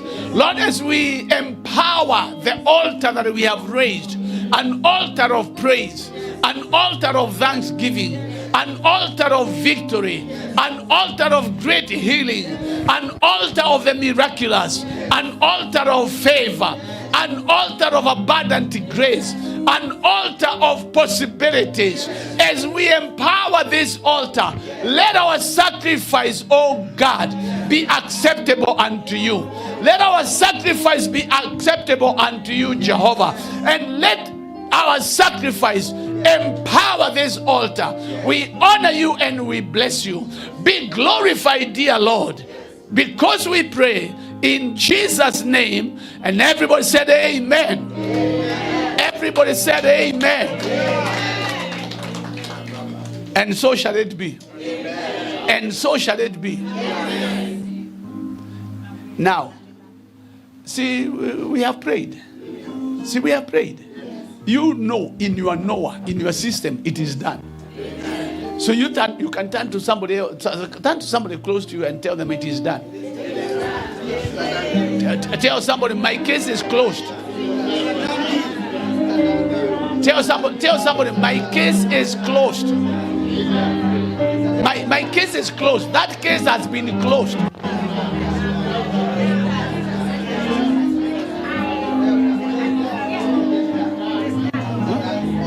May you enjoy those open doors. May you enjoy those open doors in the name of Jesus Christ and to the glory of God. Now sit for a moment. Oh, blessed be the name of the Lord. I said, blessed be the name of the Lord. You know, once the altar, the evil altars or evil foundations have been broken, now you start building. You start building on that new foundation. So what I'm going to do, I am going to avail myself. But maybe what do you want? Maybe you bring in your sacrifice first. Yeah, you can bring in your sacrifice, and then I want to avail myself. Avail myself here because you know what you want to build. And you would want us to do a prayer of agreement. You would want us to do a prayer of agreement. I will avail myself and I will agree with anyone who wants to do a prayer of agreement. You are saying, Bishop, I want to tap on that grace and I want us to make a prayer of agreement. And I'm going to pray. Now, when you come, don't give me long stories. They are not helpful. Those long stories are not helpful. We are now coming in agreement because you have already made up your mind and you have already broken those foundations. So you come and say, I have what I want us to agree. I am agreeing. I want you to agree with me that my life here will be different, that I will get my own business, that I will establish my own what, that I will do this, that I will do this, that back at home things have changed. Not a long story. Because again, if you give a long story, we may stay here until midnight. And the thing is to agree. Because the Bible says, if two of you shall agree on others touching anything, it shall be done. So, if why don't what we will do? I will sit here. You can sit on. I was sitting here. Now me, I will sit there. Is it okay if I sit down? Yes. I have been standing and you are sitting. See, now where you stand while I'm sitting. So I will sit here, and anybody you want, if you want us to agree, we shall agree in the name of the Lord Jesus Christ and to the glory of God. So I don't know how to.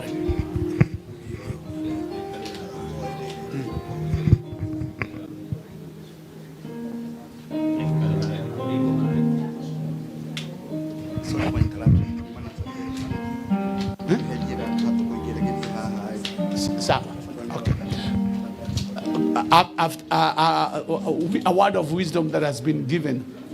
A word of wisdom that has been given. Because there are some of you who would want to go immediately. So what I will do is receive the sacrifice. Sure, I receive the sacrifice. Then the pastor will do the benedictions, or will do the final prayer. Then after that, we will remove this pulpit. Now your seat has been saved. We will remove this one here, and then I will sit here. Now I'm not sitting here because I am special. I'm just sitting here because I have faith. I have faith that it's going to happen, and I have confidence. So those of you who need to go immediately, you will come in, we do the agreement, and then you can go. Those of us who can stay will stay a little bit longer. Will be the last ones we can deal with. Now you can remove this one.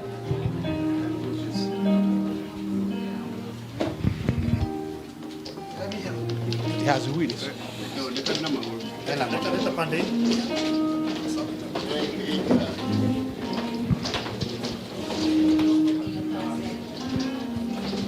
So,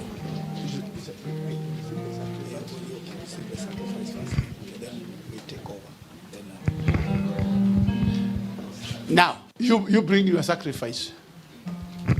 If you are ready with your sacrifice, you will come.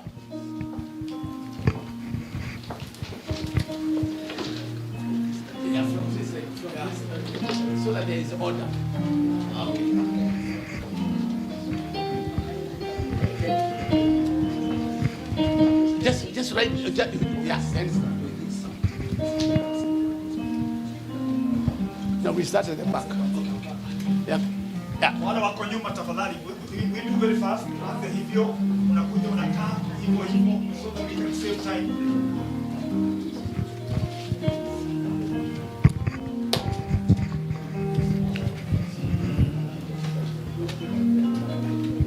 Tiga wale mwena wako kedo welera thosya ngoro yakwa nĩcingĩahotire tiga wanjarageria kanjĩraga atĩrĩ mothe mekĩkaga nĩguo nyone igũrũ rĩa maũndũ mothe we wĩ Ngai.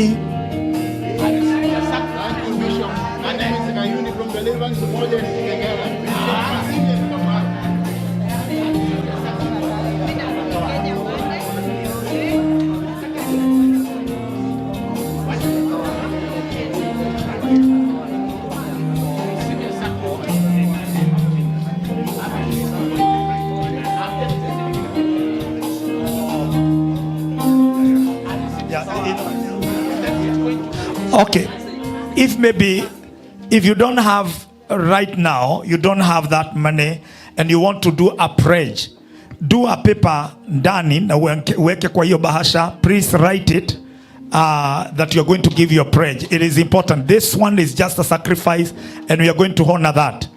Please, whatever you want to give is important we do that. Please, so that every one of us will not be left behind to do this, because you might not have everything you want to give now, but you can give the best afterwards. So just write a paper. We know that you did the pledge, and the day you are going to bring the pledge, and that's it. Leo go there, get it, umenye ninyonete ũrĩa wĩkaga arataku nĩo maithũragĩria itho makũmenye njiarwa ciao ciothe nacio nĩ ndathime igũrũ rĩa maũndũ mothe we wĩ Ngai wĩkanga magegania ũiyũrĩte hinya na nĩkĩo ngoro yakwa ĩiyũire gĩkeno nĩkũmenya niĩ ndĩ nawe wĩ mũndũ wĩ igũrũ rĩa maũndũ mothe we wĩ Ngai wĩkaga magegania ũiyũrĩte hinya na nĩkĩo ngoro yakwa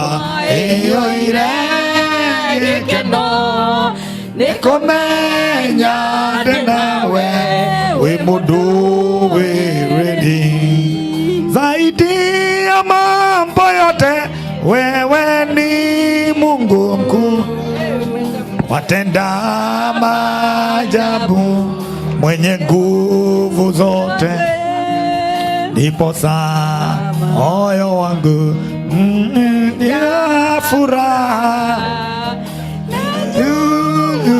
najua mkombozi wangu igoro ya maũndũ mothe we wĩ Ngai wĩkaga magegania ũiyũrĩte hinya na nĩkĩo ngoro yakwa ĩiyũire gĩkeno nĩkũmenya ndĩ nawe wĩ mũndũ wĩ. So let's relax now. Let's relax. Praise and worship. Thank you. God bless you. I'll give you another chance. Thank you. Let's relax a little bit. So I'm requesting admin to come and just make announcement very fast. When we are done with the announcement, we're going just to do the benediction. You know, we are going to another service. And after we are done with this, because of our time, so we have a lot of pastors here, but I'm not going to give them the microphone now because we have the other service, so we're going to give them that time to say hi to us. But for now, because of time, so that we seize the opportunity, the opportune time that we have, and it is a blessing. How many have been blessed? Amen, amen, amen. Come on, put your hands together, celebrate the King.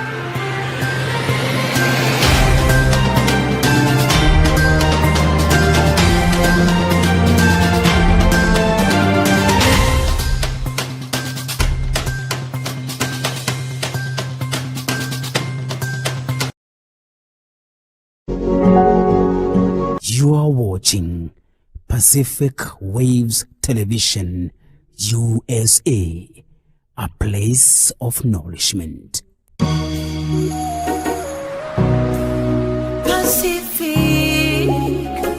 Pacific Waves.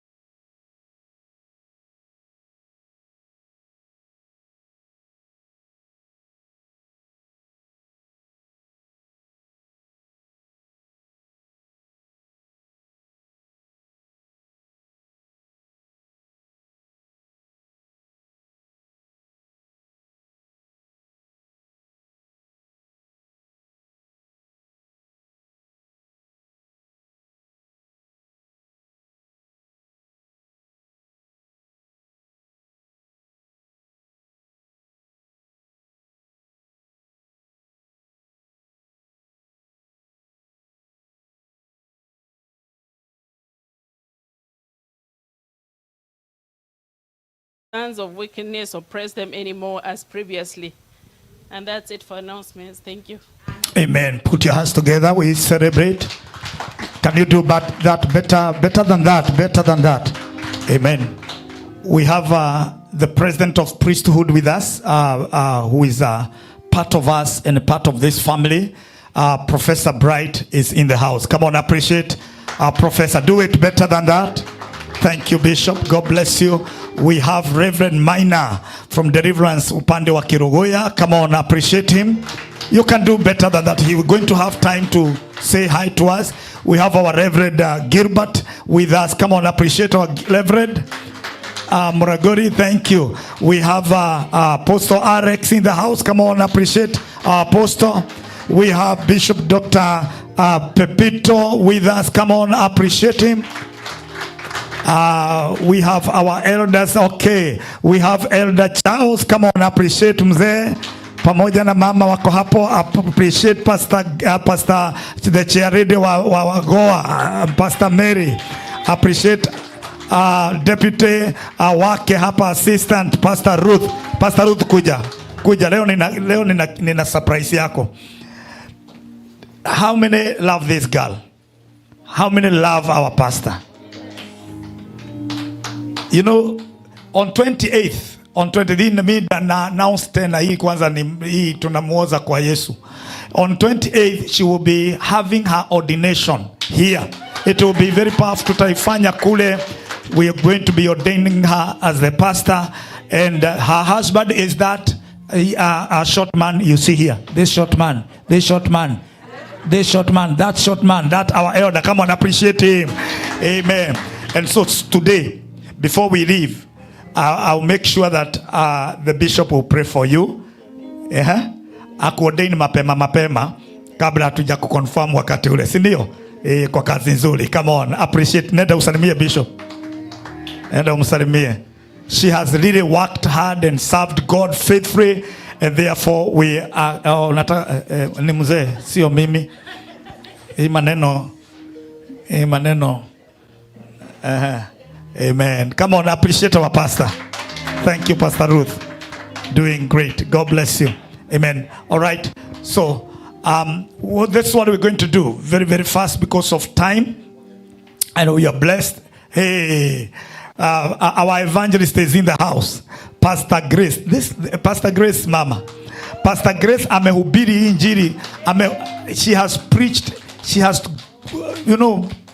caused a lot of trouble. Yeah, she does a lot of work during the week. When she gets a chance, her free time is preaching to people. Now she makes sure that soul comes to the Lord. Appreciate Pastor Grace. Appreciate our senior pastor, Reverend Joseph. Simama, nikwambie kitu. Pamoja na mama, Pastor Esther. Iyo nani, our admin ame-announce. How many love our Reverend Joseph? Ni wangapi wanapenda Reverend Joseph? Amen. He graduated with masters last month. Na mwalimu wake ako hapa. Professor hapa. Sasa on Saturday is not far. Wajua tuki-announce tarehe 8, tunaona kama ni Yesu akirudi. Ni this Saturday, the coming Saturday. That will be on a Saturday here. What time? 3 o'clock hapa.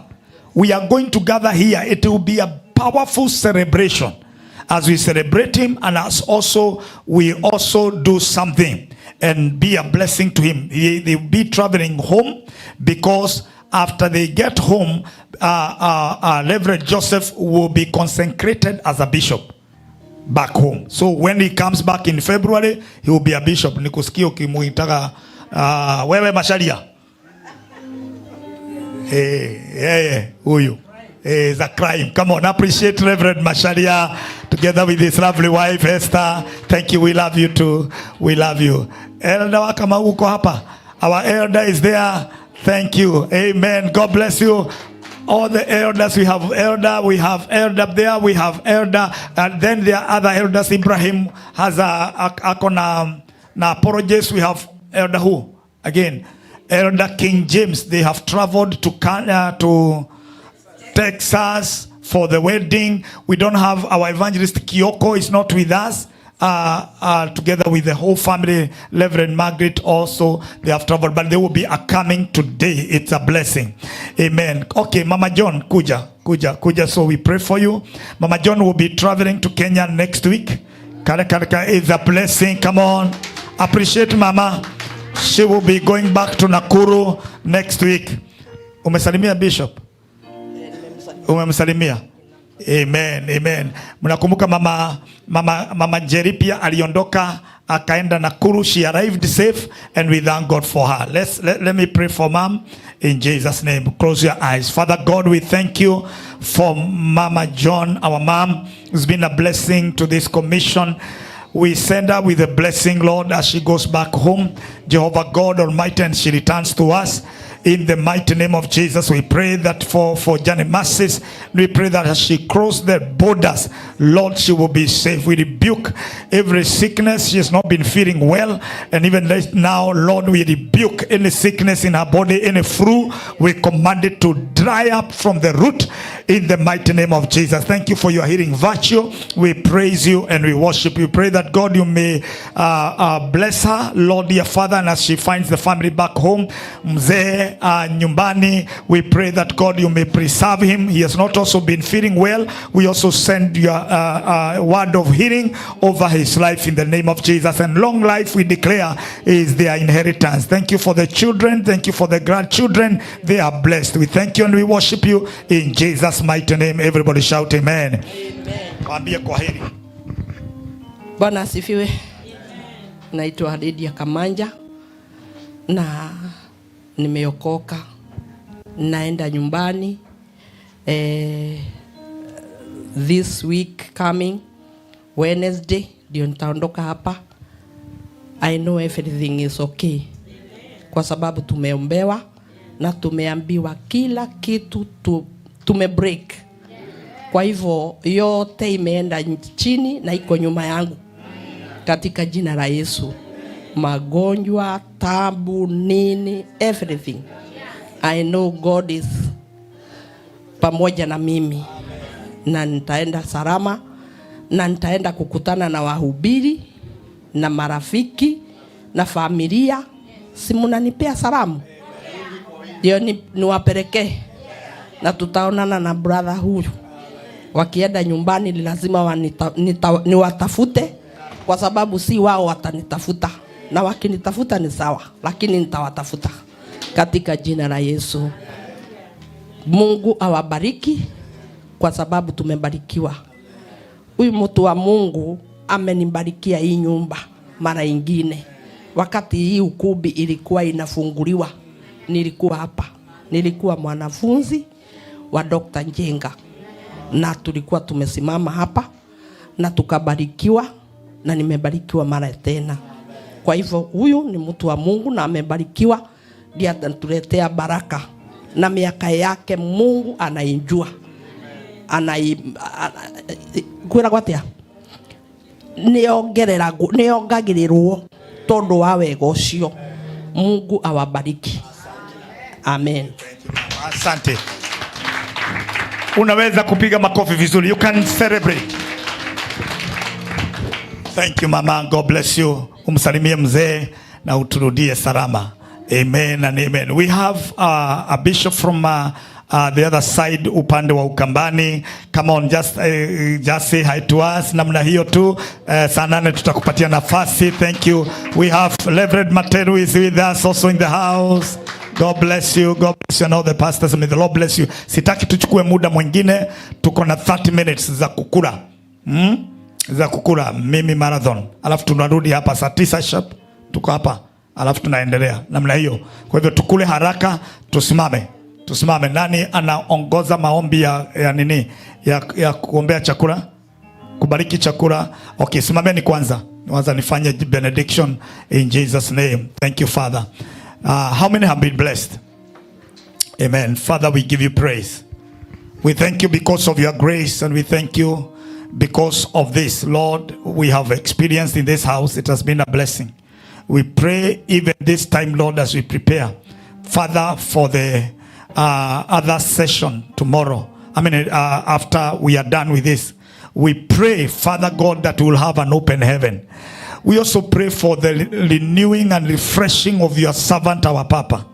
Mighty God, he's dealt with the evil foundations. Lord, he has exhausted part. And Lord, dear Father, we know as we come to the climax, the last finale of this, mighty God, we shall be ushered to our divine settlement in the mighty name of Jesus. We praise you and we worship you. Part of what God you are going to do to this commission is to give our land. Give us our land. Give us a praise. Lord, dear Father, we will not be congested again in the mighty name of Jesus. After this, place, Lord, it shall be a testimony that God, when he left, he will hear that God Almighty is coming by the appearance of a prophet.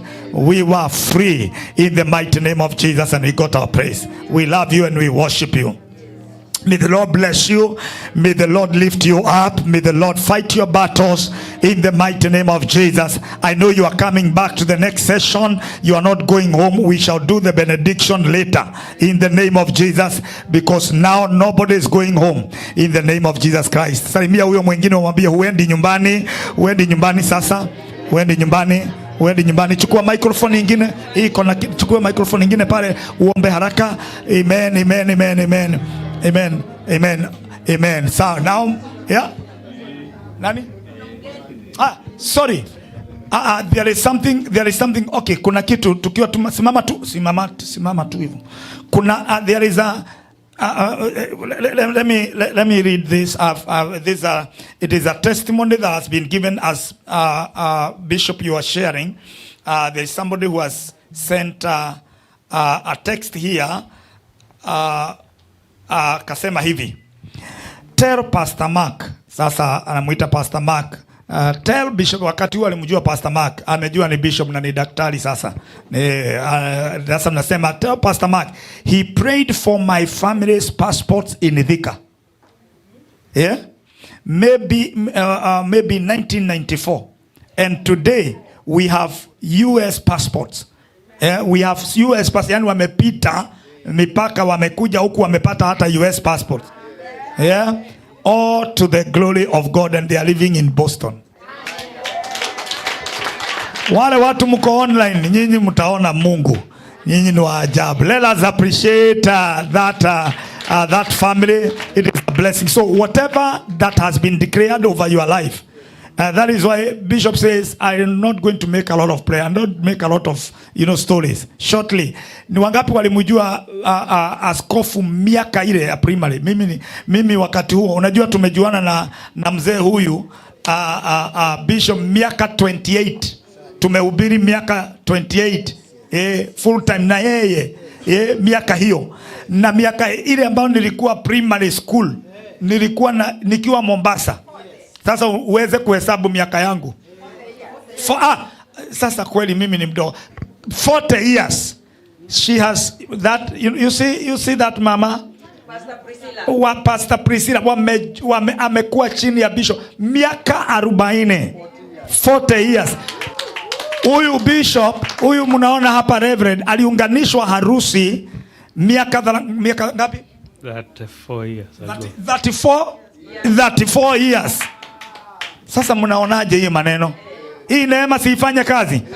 Ukuja hapa haraka pamoja na hiyo njaa yako, ukuje uombewe hapa na ubarikiwe kwa jina la Yesu. So baada ya kufanya the grace, shika mtu mkono, tufanye grace haraka, alafu Pastor Judy akuja ombi la 1 minute, alafu tukishamaliza ni hivyo. And now may the grace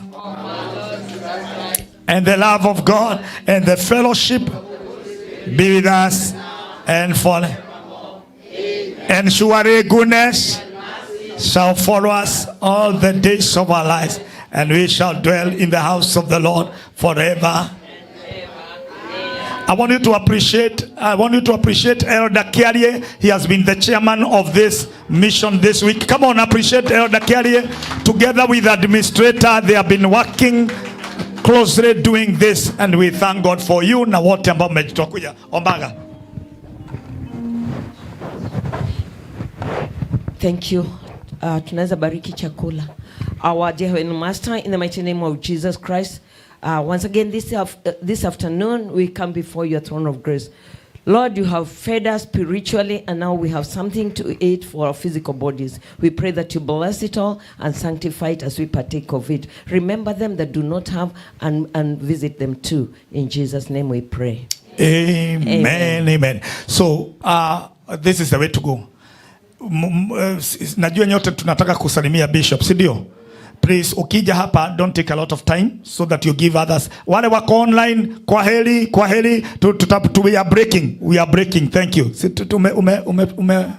Umewaweka brokubi. All right.